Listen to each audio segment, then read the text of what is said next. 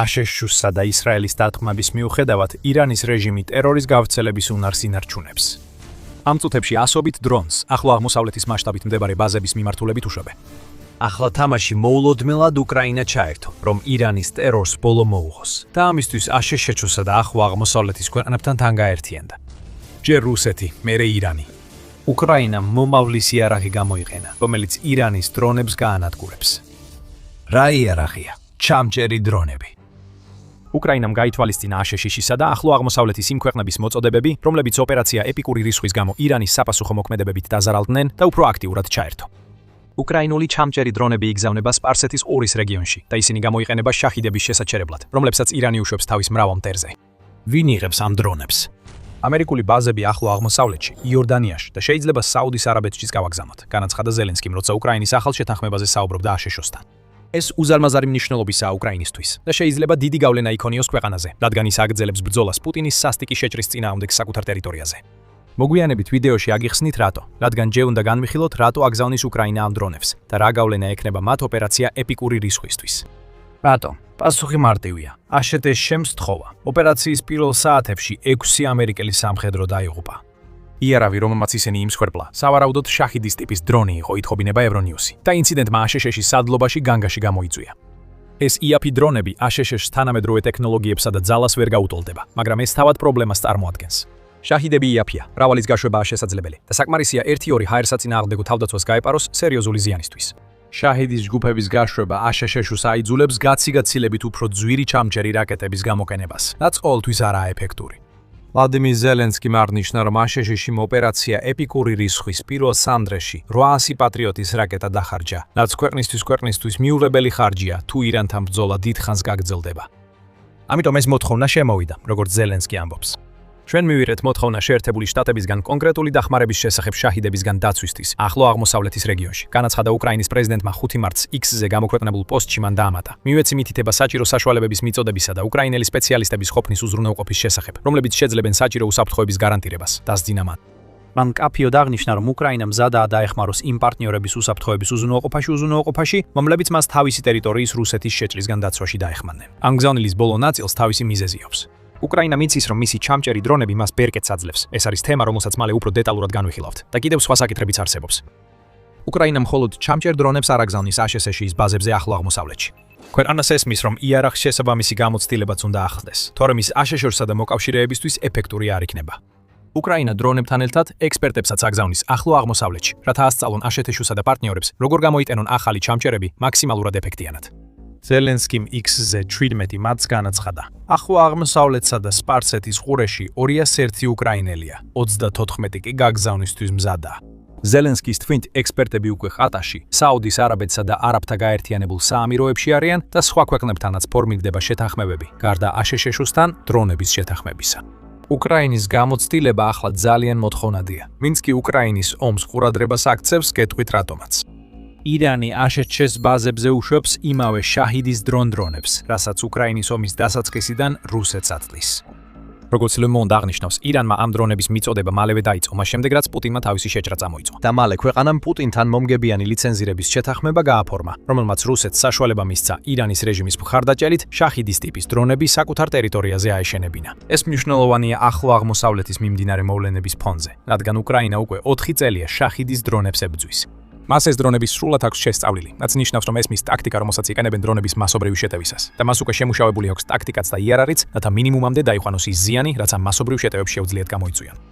ეს გამოცდილება აშშ-სა და მის ახლო აღმოსავლეთ მოკავშირეებს სურთ. ისინი ცდილობენ იმ ბრძოლას გაუმკლავდნენ, რომელიც უკრაინამ გამოიგონა და გამოიყენებდა თავის დასაცავად. და უკრაინა იდეალურ მდგომარეობაშია, რომ მიაწოდოს მათ ის ცოდნა, რაც სჭირდებათ, რათა უფრო სწრაფად განივითარონ ირანის შაჰიდის დრონების შეჩერების უნარი. ცოდნა კარგია, მაგრამ უკრაინამ იარაღიც უნდა მიაწოდოს და ამისთვის იდეალური გამოსავალია მისი იაფი ჩამჭერი დრონები. უკრაინამ შექმნა ჩამჭერი დრონების ეფექტური მოდელები, რომლებიც წარმატებით გამოიყენეს შაჰიდების წინააღმდეგ. მაგრამ ამ ჩამჭერი დრონებიდან მთავარი და ყველაზე სავარაუდო, რომელიც ახლო აღმოსავლეთში მოხდება, არის Stingy. New Voice of Ukraine-მა Stingy დაახასიათა როგორც FPV ჩამჭერი, რომელსაც 80-დან 90%-მდე შედეგიანობა აქვს რუსეთის შაჰიდის დრონების წინააღმდეგ. უკრაინამ ამ დრონის გამოყენება 2025 წელს დაიწყო და მისი მახასიათებლები აჩვენებს, რატომ არის ის კარგი პასუხი ირანის შაჰიდებზე. Sting's შეუძლია იფრინოს საათში 315 კილომეტრამდე სიჩქარით, ანუ 195.7 მილი საათში, რაც ნიშნავს, რომ ის საკმარისად სწრაფია, რათა ფრენისას პოზიცია შეცვალოს და შეაჩეროს შაჰიდები, რომლებიც წინასწარ არიან დაპროგრამებული კონკრეტულ სამიზნეებზე დასათქმელად. Stingi მოკლე მასრბოლი გადაწყვეტა, რასაც მისი 37 კილომეტრიანი, ანუ თითქმის 23 მილიანი მოქმედების რადიუსი და 7 კილომეტრიანი, ანუ 4.3 მილიანი მაქსიმალური სიმაღლე უსვამს ხაზს. და რაც მთავარია, მას შეუძლია ატაროს 500 გრამიანი, ანუ ოდნავ მეტი ვიდრე 1 ფუნტი ტვირთი, რაც მნიშვნელოვნად ამცირებს ინტერსეპტორის წარმოების ხარჯებს. Sting's უფრო დიდი ტვირთი არ ჭირდება. ეს არის მცირე რაოდენობის ასაფეთქებელი ნივთიერება, რომელიც შეწმულია შეჯახების შედეგად წარმოქმნილ კინეტიკურ ენერგიასთან და შემომავალი შაჰიდის შიგნით მოთავსებულ ასაფეთქებელთან, რათა ირანული დრონები ჩამოაგდოს ციდან. დაბალი ფასი სწორედ ის მიზეზია, რის გამოც SHS-ში ASHS-ში და მისი ახლო აღმოსავლელი მოკავშირეები უკრაინის ინტერსეპტორების ხელში ჩაგდებას ცდილობენ. Ოდით პატარა სცენარი განვიხილოთ. ირანი მეტ შაჰიდის დრონს უშვებს ამერიკულ ბაზარს.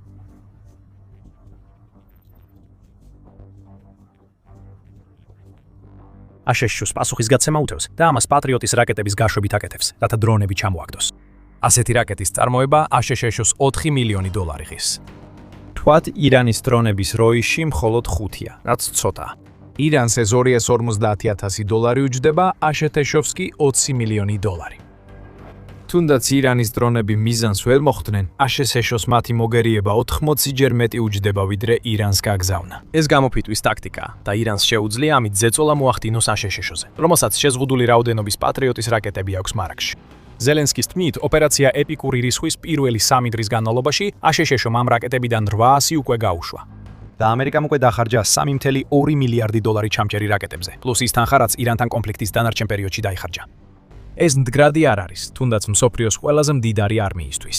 Sting's ჩამჭერი ყველა ამ პრობლემას აგვარებს. უკრაინის ახალი ხმა აცხადებს, რომ დრონების ჩამჭერის აშენება მხოლოდ 1000 დოლარი ჯდება. Reuters-ი ოდნავ უფრო მაღალ ციფრს ასახელებს და დაახლოებით 2000 დოლარს უთითებს, რაც შეიძლება Sting's საექსპორტო ფასი იყოს. ეს ფუტურისტული და გენიალურად დაპროექტებული დრონი ASHS-თვის ოპერაცია ეპიკური რისხვის დიდ ხარჯიან ტვირთს აშკარა უპირატესობა დაქცევს. ახლა უკვე ირანი აღარ იღებს უკეთეს სარგებელს ინვესტიციიდან, როცა თავის დრონების გუნდებს უშქუნდებს უშვებს. ჩვენ სცენაში ASHS-ს ჩამოგდება 20 მილიონიდან 5.000-10.000 დოლარამდე ეცემა, რაც 100.000 დოლარით ნაკლებია, ვიდრე ირანს 5 დრონის გაშვება უჯდება. ეს ეპოქალური გარდატეხაა, რომელიც ირანისთვის პოტენციურად მომგებიან სტრატეგიას გამოფიტვის კოშმარად აქცევს, როგორცაც თავად ASHS-თვის გეგმავდა. ირანის იმედია, რომ უკრაინის ჩამჭერი დრონები ASHS-თვის საკმარისად ეფექტური არ იქნება. მაგრამ ეს იმედი უკვე გაქარწყლებულია და ახლავე აგეხსნით რატო. შეგახსენებთ, რომ უყურებთ სამხედრო შოუს. ესაა საჭირო ანალიზი. გამოიწერეთ ახი. კოლ კვირას დეტალურ განხილვებს ვაკეთებთ. მართვის მხრივ ირანს ბევრი არაფერი შეუძლია Sting's ან სხვა ჩამჭერი დრონების წინააღმდეგ. Sting-ი VR სათვალეების გამოყენებით ოპერატორს სამიზნეების ამოცნობასა და დაკვირვებას რეალურ დროში აძლევს საშუალებას. ჩამჭერს აქვს AI-ზე დაყრდნობილი სისტემა, რომელიც მას აძლევს შემომავალ შაჰიდს აედევნოს და შეჯახებითა და დისტანციური დეტონაციის მექანიზმით გაანადგუროს მცირე საბრძოლო ქობინის დროულად ამოქმედებით. ეს ტექნოლოგია უკრაინამ ASHS-ს უკვე ბრძოლაში გამოცდილი მიაწოდა და მისი 80-დან 90%-მდე სიზუსტე ამას ამტკიცებს. United 24 მედიის მიხედვით, უკრაინის ჩამჭერი დრონები ახლა ქვეყნის საჰაერო თავდაცვის ყველა განადგურების 30%-ს შეადგენს, 24 თებერვლის მდგომარეობით. ეს რიცხვი გაიზრდება, რადგან უკრაინა მეტ იაფფასიან დრონს ააშენებს.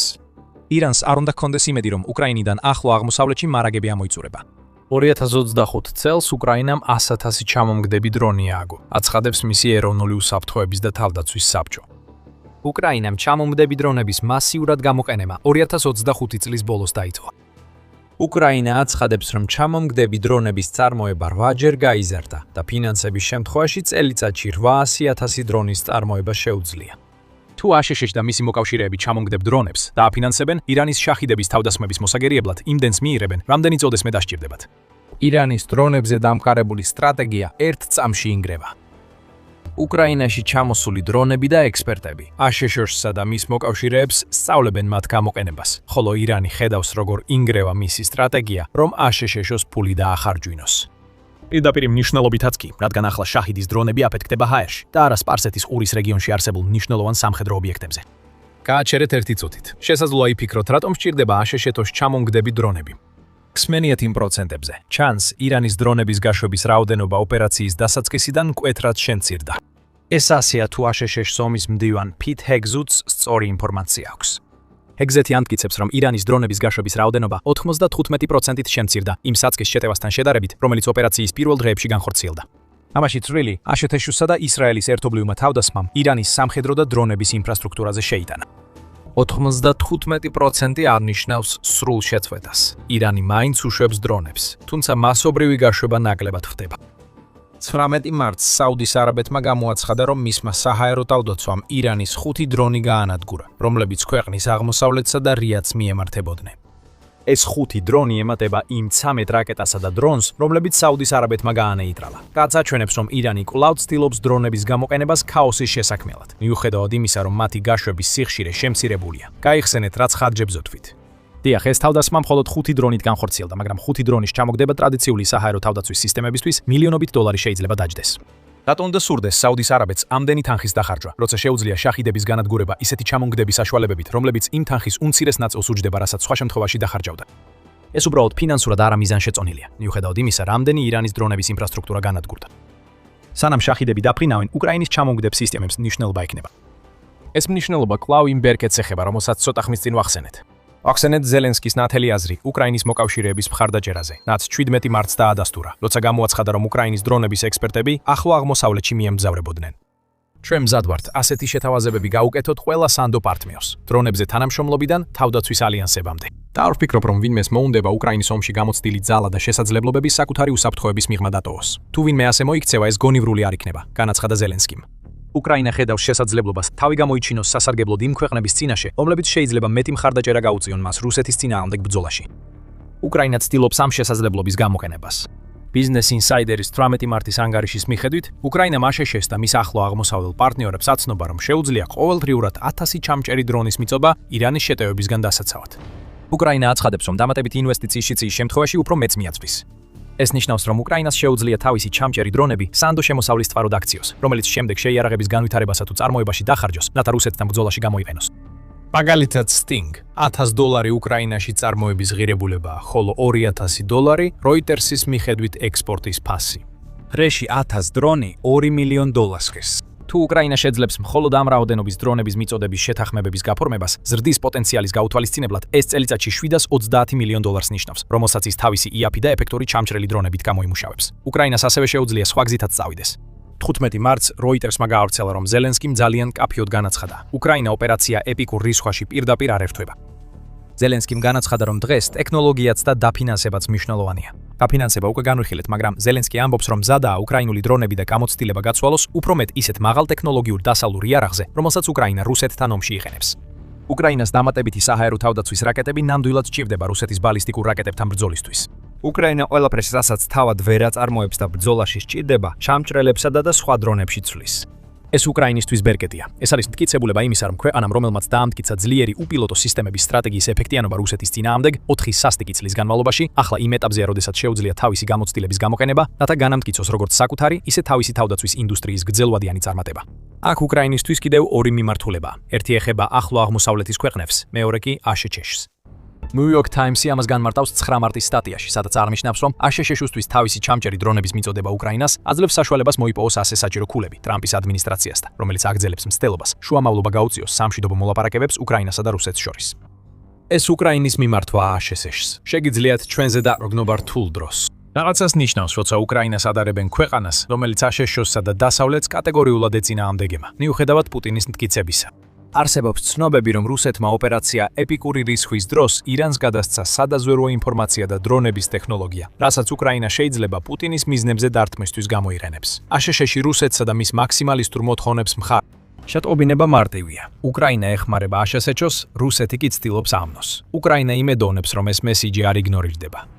რაც შეეხება ახლო აღმოსავლეთს, უკრაინა ძალიან კარგად ახერხებს საკუთარი თავის პოზიციონირებას, როგორც მნიშვნელოვანი პარტნიორი იმ ქვეყნებისათვის, რომლებსაც რომარა ოპერაცია ეპიკური რისხვა შესაძლოა თავდაცვასთან დაკავშირებული ურთიერთობები უკრაინასთან არ ქონოდათ. გაზეთი არაბული კვირეული წერს, რომ უკრაინა ცდილობს არამხოლოდ გატიდოს იარაღი სპარსეთის ყურის ქვეყნებზე, არამედ შექმნას დამოკიდებულებები, რომლებსაც შემდგომში გამოიყენებს ახალი პარტნიორების მხარდაჭერის მისარებად, რასაც პუტინი ვერასდროს წარმოიდგენდა. ეს პარტნიორობები უკვე ყალიბდებოდა ირანის კონფლიქტამდე. საუდის არაბეთმა 2023-ში უკრაინას $400 მილიონი გამოუგო. ყატარმა კი 100-ზე მეტი უკრაინელი და რუსი ბავშვი ოჯახებს დაუბრუნა შუამავლის სროლში. უკრაინა ახლა იმავე არგუმენტებს იყენებს სხვა ქვეყნებთანაც, როგორც აშშ-თან. მას აქვს იარაღი და მზადაა დაეხმაროს. რუსეთი ირანს დაზვერვასა და დრონებს აწვდის, რომლითაც ირანი თქვენს ტერიტორიაზე უთქვამს. ამ ორს შორის რომელი უკეთესი პარტნიორია? აქ 200-ზე მეტ დრონის ექსპერტს უკრაინას სპარსეთის ყურის ქვეყნებში აგზავნის, მიუხედავად იმისა, რომ რუსეთისგან თავს იცავს. უკრაინამ მსხვერპლზე მიდის დასახმარებლად, რაც ბევრს ნიშნავს ახლო აღმოსავლეთის ქვეყნებისათვის, რომლებიც გრძნობენ, რომ ისეთ კონფლიქტში ჩაითრიეს, რომელიც თავად არ დაუწყიათ. ირანისთვის უკრაინის შეერთება აშშ-სა და მოკავშირეებთან ახლო აღმოსავლეთში ყველაზე ცუდ დროს მოხდა.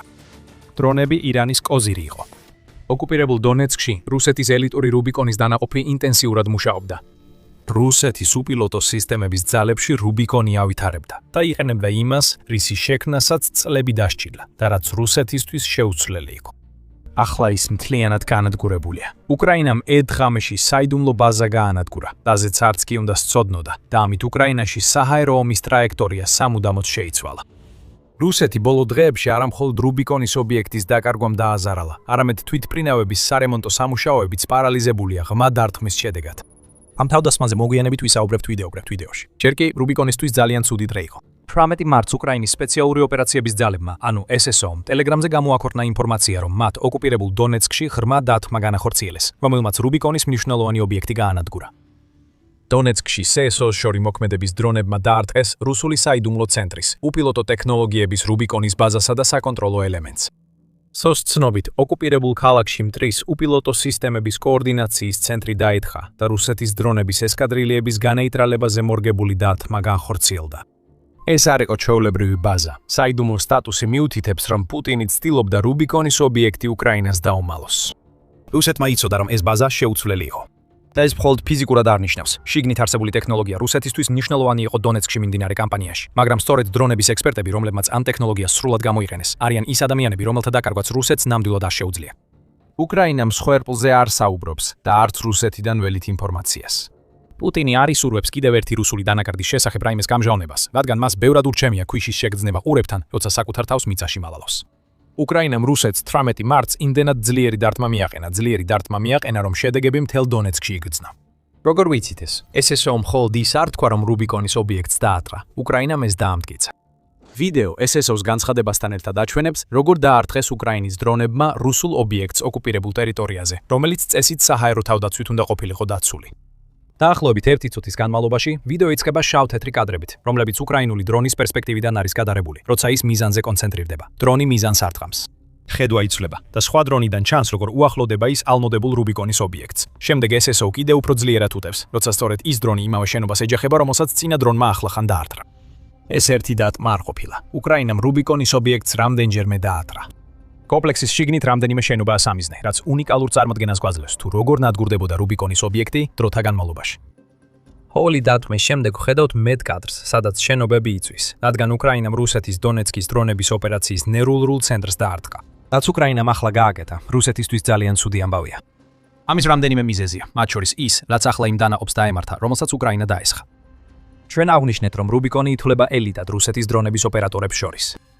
ეს დანაყოფი იმდენად ცუდი სახელითაა ცნობილი, რომ მასზე არაერთი სტატია დაიწერა. მათ შორის 1 დეკემბერში Kiev Independent-მა გამოაქვეყნა. გამოცემამ რუბიკონი ასე აღწერა: სასიკვდილო, ელიტური და მზარდი. შემდეგ განიხილა, როგორ შეცვალა რუბიკონმა რუსეთის დრონების ტაქტიკა უკრაინისთვის უარესობისკენ. რუბიკონის საშუალებით რუსეთმა დამოუკიდებელი დრონების ოპერატორები სახელმწიფო მხარდაჭერილ ჯგუფში გააერთიანა, რომელიც პილოტებს ავარჯიშებს, ტექნოლოგიას ავითარებს და უკრაინის წინააღმდეგ გამანადგურებელ დარტყმებს ახორციელებს, როგორც ფრონტზე, ისე ზურგშიც. რუბიკონის ოპერატორები იმდენად ნიჭიერები არიან, რომ შეუძლიათ დაარტყან უკრაინის ლოგისტიკას და გაანადგურონ მისი რადარის სისტემები. ამ ერთეულის წევრები კი ყოველთვის მოძრაობაში არიან. ამ დრონების ერთეულს მაინც სჭირდება ოპერაციების ცენტრები და სწორედ ამას დაარტყა უკრაინამ დონეცკში. ერთეულის საკონტროლო ელემენტის დაცვისას რუბიკონი დრონების შეტევებს ვეღარ ახორციელებს, სანამ არ აღადგენს.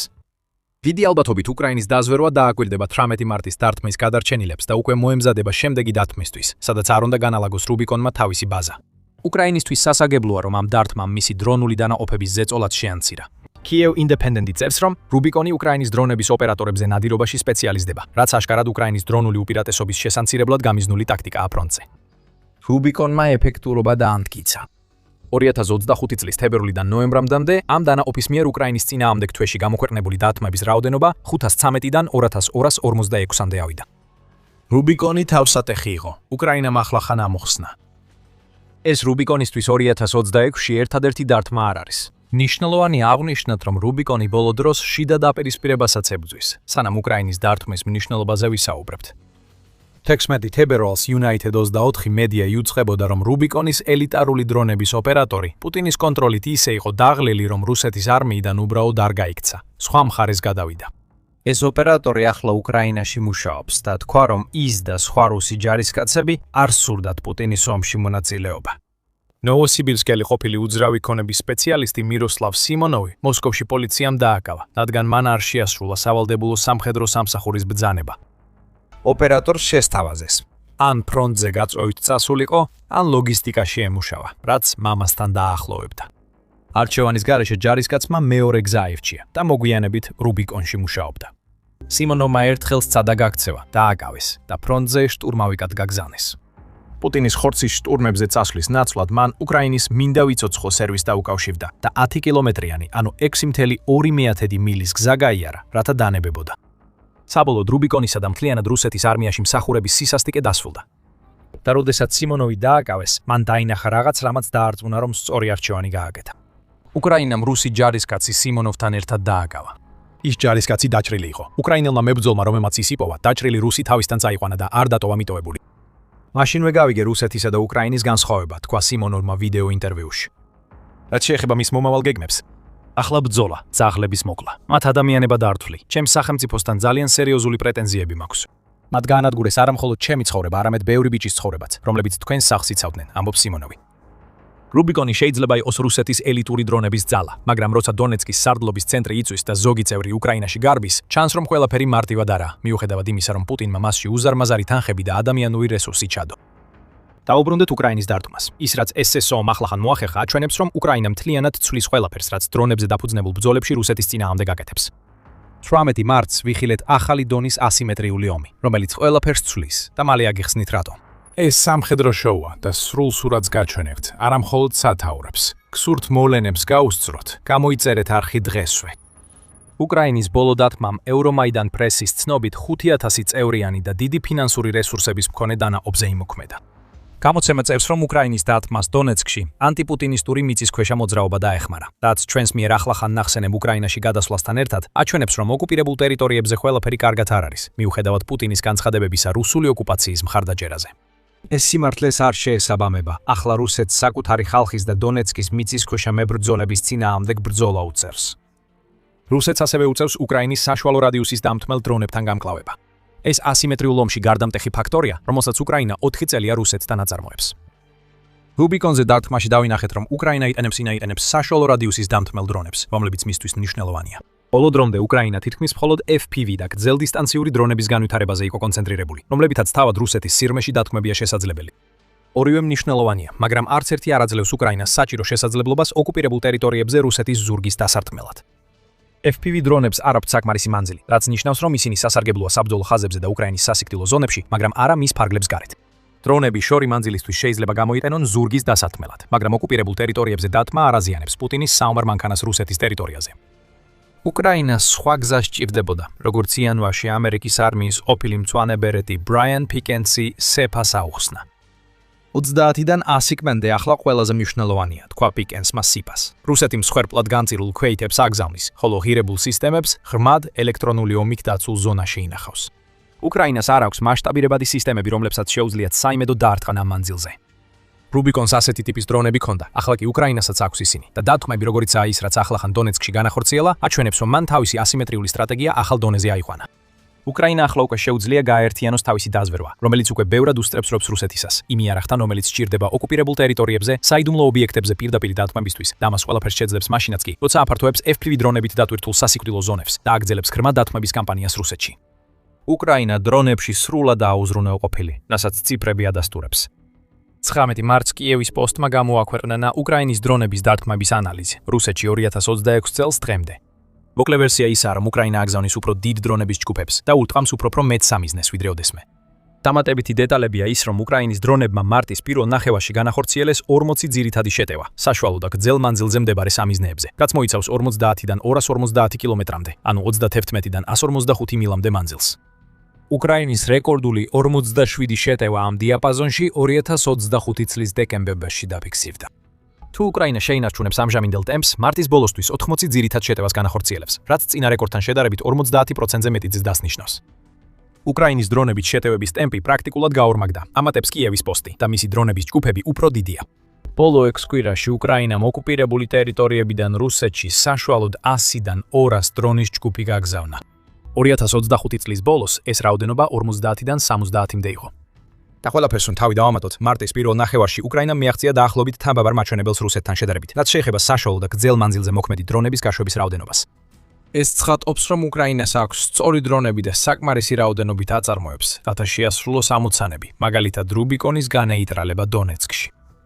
რამდენიმე თვის წინ რუსეთის ძვირფასი რესურსები ფრონტისგან ათეულობით კილომეტრით უსაფრთხოებით თვლებოდა, ახლა კი ასე აღარ არის. და უკრაინა აიძულებს რუსეთს იგრძნოს ტკივილი ახალი დრონების სტრატეგიის გამოყენებით, რომელიც ნაწილობრივ რუსეთის დრონების ჯგონდგუფური მიდგომიდან არის აღებული, მაგრამ გაერთიანებულია უკრაინული დაზვერვის მონაცემებთან, რათა გაცილებით უფრო ღირებული სამხედრო სამიზნეები განადგურდეს. ეს გვაუბრუნებს იმ საკითხთან, რომელიც ვიდეოს დასაწყისში ვახსენეთ. გახსოვთ რა იყო ეს ყველაფერი? გითხარით, რომ რუსეთის ავიაციის შეკეთება პარალიზებულია ცალკე ღრმა დარტყმის შედეგად. ეს ადასტურებს უკრაინის შუალედური და გრძელდისტანციური მიდგომების ეფექტურობას. აი რა მოხდა. 16 მარტს უკრაინის დრონები გაემგზავრნენ რუსეთის ულიანოვსკის რეგიონში, რომელიც მოსკოვის აღმოსავლეთით მდებარეობს და დაახლოებით 800 კილომეტრით, ანუ 500 მილითაა დაშორებული რუსეთ-უკრაინის საერთო საზღვიდან. იქ ისინი ავისტარის საავიაციო ქარხანაზე დაეშნენ, რომელიც გაერთიანებულ საავიაციო კორპორაციას ეკუთვნის და როსტეკის ჯგუფში შედის. ევრომაიდან პრესის ინფორმაციით, უკრაინის დრონებმა დაარტყეს სადგომებსა და თვითმფრინავების თავშესაფრებს. მაგრამ ამ დარტყმის ყველაზე მნიშვნელოვანი ამბავი ისაა, რომ განადგურდა ქარხანა, რომელიც პასუხისმგებელია AN-124 მძიმე სატვირთო თვითმფრინავების, ასევე IL-7-88M-90A ტიპის სატანკოებისა და IL-76MD-90A სამხედრო სატრანსპორტო თვითმფრინავების წარმოებაზე. სხვა სიტყვებით, ერთი დარტყმით რუსული სატვირთო, პერსონალის სატრანსპორტო და საწვავით მომარაგებელი თვითმფრინავები ყველა განადგურდა. მოიცადეთ ერთი თქვით, ორი გვინდოდა გვეთქვა. მეორე დღეს უკრაინამ დრონით დაარტყა 123 საჰაერო ხომალდების სარემონტო ქარხანას სტარაიაში, ნოგოროდის რეგიონში. უკრაინის შეიარაღებული ძალების გენერალურმა შტაბმა ტელეგრამზე გაავრცელა ინფორმაცია, იერიშზე და სურათი, რომელშიც ჩანს, რომ შორ მანძილზე მოქმედმა დრონებმა მიზანს მიაღწიეს. გენერალური შტაბის თქმით, აღნიშნული საწარმო სპეციალიზებულია სამხედრო სატრანსპორტო თვითმფრინავებისა და მათი კომპონენტების სრულ რემონტსა და მოდერნიზაციაში, რაც საშუალებას აძლევს მძიმე თვითმფრინავების მიღებას პირდაპირ ტერიტორიაზე. დაემატა, რომ ანგარი გამოიყენებოდა რამდენიმე რუსული თვითმფრინავის, მათ შორის IL-76MD-90A-სა და L-410-ის მოსასახურებლად, რომელიც ხშირად ასრულებს დამხმარე როლს რუსეთის საჰაერო ოპერაციებში. ამ დარტყმებით უკრაინა აჩვენებს, რომ რუსეთის შიგნით კამპანიაზე ფოკუსი ინარჩუნებს, როცა თავის ახალ საშუალო დარტყმების სტრატეგიას ერგება. გრძელ და საშუალო დარტყმებს ერთად აყენებენ, ამიტომ რუსეთი იწვის. აქ მთავარი ის ობიექტებია, რომლებიც უკრაინამ სამიზნე დაერჩია. ორივე, რომელსაც 16 და 17 მარტი დაარტყა, ასუსტებს რუსეთის საჰაერო ძალებს და შესაძლებლობას მხარი დაუჭიროს ჯარს უკრაინაში. ავიასტარის ქარხნის განადგურება ულიანოვსკში, რუსეთს ხელს უშლის, რომ ააშენოს ახალი სატვირთო, საწვავის შევსების და სამხედრო სატრანსპორტო თვითმფრინავები, სულ მცირე მანამ სანამ სარემონტო სამუშაოები არ დასრულდება. ამის შემდეგ დარტყმა სარემონტო ქარხანაზე, რომელიც სპეციალიზებულია ამ თვითმფრინავების რამდენიმეზე, ასევე ნიშნავს, რომ ნებისმიერი დამხმარე თვითმფრინავი, რომელსაც სჭირდება ტექნიკური მომსახურება, უახლოეს მომავალში ვერ აფრინდება. ისინი გაჭედილები არიან სტარაიაში, ფაქტობრივად პარალიზებულები და სრულიად უსარგებლონი რუსეთისთვის, მანამ სანამ ეს ქარხანა კვლავ არ ამუშავდება. დონეცკში რუბიკონის დაბომბვა რუსეთის საჰაერო ძალების დასუსტებას, ხოლო ეს ორი დარტყმა რუსული ლოგისტიკის დაზიანებას ემსახურება. თვითმფრინავების გარეშე, რომელთა წარმოებასა და შეკეთებასაც ვეღარ ახერხებს, რუსეთს ბევრად გაუჭირდება სამხედრო ტექნიკის, ტვირთისა და ჯარის გადაადგილება საკუთარ ტერიტორიაზე. დაგვიანებები ხდება, მიწოდების ჯაჭვში პრობლემები ჩნდება. ჯარისკაცები და ტვირთი, რომლებიც რუსეთის სარკინიგზო ქსელის საშუალებით უნდა გადაეგზავნათ უკრაინაში, ვერ ახერხებენ დროულად საჭირო ადგილას მისვლას. და ეს ყველაფერი, როგორც უკრაინის მრავალი ღრმა დარტყმის შემთხვევაში ხდება, იწვევს რუსეთის შეტევების შესუსტებას ფრონტზე, რაც საბოლოოდ პუტინის რიგებში კიდევ უფრო მეტ მსხვერპლს ნიშნავს. რუსეთის მსხვერპლი 4 წელზე ცოტა მეტი, ბრძოლის შემდეგ 1,29 მილიონს უახლოვდება. პუტინს კი ახლა მეტი დაღუპული ჯარისკაცი ყველაზე ნაკლებად სურს. ის კიდევ გაგზავნის ახალ ჯარისკაცებს, მაგრამ ყოველი დაღუპული ან დაჭრილი ჯარისკაცი იცვლება ვინთი. ვინც იცვლება ვინმეთი, ვინც თითქმის არ არის გაწურთნილი და სრულიად მოუმზადებელია იმ ომის საშინელებებისთვის, რომელიც პუტინმა დაიწყო. რუსეთის საჰაერო ძალებს უკრაინაში ძალიან უჯიხთ. ერთი მიზეზი, რის გამოც ისეთმა დანაყოფებმა, როგორიცაა რუბიკონი, ასეთი დიდი და მნიშვნელოვანი როლი შეიძინეს, ის არის, რომ რუსეთმა სრულიად ვერ შეძლო ის უზარმაზარი საჰაერო უპირატესობა უკრაინაზე, რაც უნდა ქონოდა, რეალურად გამოეყენებინა. უკრაინის ფინანსთა სამინისტროს ცნობით, რუსეთმა ომის დაწყებიდან 425 თვითმფრინავი და 359 ვერტმფრენი დაკარგა, რაც 8.5 მილიარდი დოლარის საჰაერო ტექნიკის დანაკარგს შეადგენს. რუსეთი იძულებულია თავისი თვითმფრინავები უკრაინიდან შორს, უკანა ხაზებზე გადაიყვანოს, სადაც ისინი მხოლოდ უსაფრთხო მანძილიდან უშვებენ რაკეტებსა და მართვად ბომბებს. უკრაინის დარტყმების შემდეგ ამ ორ ავიამშენებლობის ქარხანაზე რუსეთისთვის უსაფრთხო მანძილის ცნება იცვლება. უკრაინამ თუ იცის რუსეთის საჰაერო ძალების ადგილმდებარეობა, მას შეუძლია დარტყმა მიაყენოს. ღრმა დარტყმები რუსეთისთვის განსაკუთრებით საფრთხის შემცველია, რაც ორი ავიაქარხნის დაწვამ მწარედ დაანახვა. სიტუაცია რუსეთს უარესდება. არსებობს მიზეზი, რის გამოც უკრაინა რუსეთის ავიამშენებლობისა და სარემონტო ობიექტებს ესმის თავს. საქმე მხოლოდ ფრონტზე რუსული ძალების შენელება არ არის. რამდენიმე ინციდენტმა, რომელიც 2025 წლის ბოლომდე მოხდა, აჩვენა რუსეთის სამხედრო ავიაციის სექტორის დეგრადაცია. 2025 წლის დეკემბერში ივანოვოს ოლქში ანოციორიის ჩამოვარდნისას ფრინავები დაიღუპნენ უცნობი გამანადგურებელში. სავარაუდოდ Su-34 ან Su-35. დაახლოებით იმავე პერიოდში, როგორც ახალი უკრაინის ხმა იუწყება. რუსეთის ორი მფრინავი დაიღუპა, მას შემდეგ რაც კატაპულტის მექანიზმი გაუმართავად იმუშავა, მაშინ როცა მათი გამანადგურებელი უსაფრთხოდ იყო განთავსებული ჰანგარში. ასეთი შემთხვევები მიუთითებს, რომ რუსეთს უჭირს სამხედრო ავიაციის შენარჩუნება სანქციების გამო მნიშვნელოვანი კომპონენტების შეძენის შეუძლებლობის ფონზე. ეს ახალ ხედვას აძლევს უკრაინის ორ დარტყმას, 16 და 17 მარტს, მხოლოდ ქარხნები კი არ იცვის.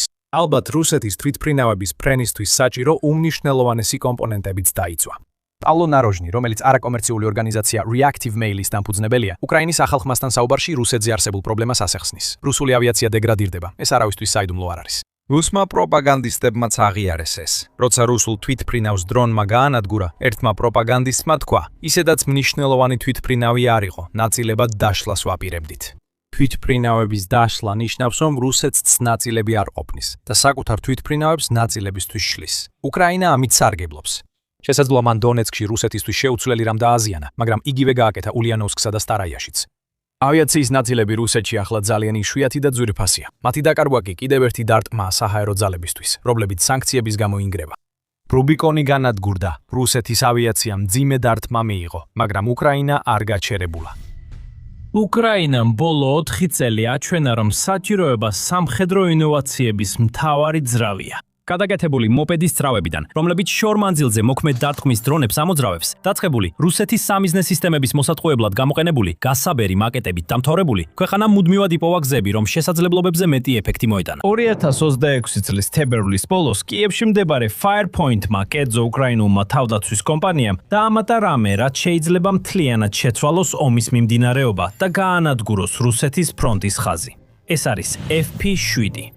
ეს ადგილობრივი მოკლე რადიუსის ბალისტიკური რაკეტაა, რომელსაც რეალობაში უფრო დიდი მნიშვნელობა აქვს, ვიდრე ჩანს. ეს მხოლოდ პროტოტიპი არაა. ბოლო ცნობებით, FP7 უკვე ოპერაციულ მდგომარეობაშია და შესაძლებელია მისი გაშვება. ეს შეიძლება რამდენიმე თვეში რუსეთის ფრონტის ხაზზე ოპერაციებისთვის დამღუპველი აღმოჩნდეს. მაშინ, რამდენად სწრაფია ის? რა არის მისი მოქმედების რადიუსი? კრემლის ფრთხილობის მიზეზის გასარკვევად ამ ციფრებსა და დეტალებს გადავხედოთ. ეხლა FP7-ს ოფიციალურად აქვს 200 კმ-მდე დარტყმის რადიუსი, ანუ 124 მილი. მისი მაქსიმალური სიჩქარეა 1500 მეტრი წამში, დაახლოებით 3350 მილი საათში. ის მაქსიმალურ ტრაექტორიაზე დაახლოებით 40 მილის სიმაღლეზე ადის. საბრძოლო ქობინი მხოლოდ 330 ფუნტს იწონის, რაც ბალისტიკური რაკეტისთვის უჩვეულოა. ისინი იწონიდნენ 1000 ფუნტამდე, რადგან შექმნილია ღრმად მიწაში ან ძლიერად დაჯავშნილ სამიზნეებზე გასატეხად. მისი წრიული საშუალო გადახრა, რომელიც სიზუსტეს აფასებს და აჩვენებს, რამდენად ახლოს მოხდება რაკეტა მიზანს, დაახლოებით 14 მეტრია. შემდეგ არის სრული ფრენის თანმიმდევრობა. გაშვებიდან მიზნის აფეთქებამდე შეიძლება მხოლოდ 4 წუთი დასჭირდეს, რაც საშუალო სატელევიზიო სარეკლამო შესვენების ხანგრძლივობას შეესაბამება და ეს არ არის საკმარისი დრო, რომ პერსონალი ტერიტორიიდან გაიყვანონ. მიუხედავად იმისა, რომ ეს ინფორმაცია შეიძლება საკმაოდ უწყინრად მოგეჩვენოთ, ეს რიცხვები მნიშვნელოვანია, მაგრამ ნამდვილად შეუძლია თუ არა FP7-ს ეს ყველაფერი. ამის გასარკვევად საჭიროა რეალური კადრები რაკეტის მოქმედებიდან, რათა დავადასტუროთ რა შეუძლია და რა არა. Firepoint-ის კონსტრუქტორმა დენის სტილემანმა 2026 წლის 27 თებერვალს X-ზე ატვირთა FP7-ის გაშვების ვიდეო წარწერით. მოგესალმებით, FP7. კადრებში ჩანს, როგორ ტოვებს რაკეტა დანადგას და აჩქარების ფაზას ასრულებს. შემდეგ მყარი საწვავის ძრავი ინთება, რაკეტა აჩქარებს გაშვების რელსზე და მაღლა მიემართება. მართალია, ეს დიდი მტკიცებულება არ არის, მაგრამ ადასტურებს FP7-ის როგორც ფიზიკური ობიექტის არსებობას, მის წარმატებულ გაშვებასა და სტაბილურ ფრენას ძრავის მუშაობისას. არ არსებობს არც საბოლოო დარტყმის ვიდეო მასალა და არც მიწის სამიზნეზე დარტყმის დამტოუკებელი დადასტურება. არ არსებობს სიზუსტის, სიშორის ან მაქსიმალური სიმაღლის დადასტურება გარდა მწარმოებლის ცალკე გამოქვეყნებული მასალისა. ვიდეო მხოლოდ აჩვენებს, რომ უკრაინამ შექმნა რაკეტის ფორმის ობიექტი, რომელსაც კონტროლირებადი გაფრენა შეუძლია. მაგრამ ესეთი შეფასება თითქმის მთლიანად გამოტოვებს კონტექსტს.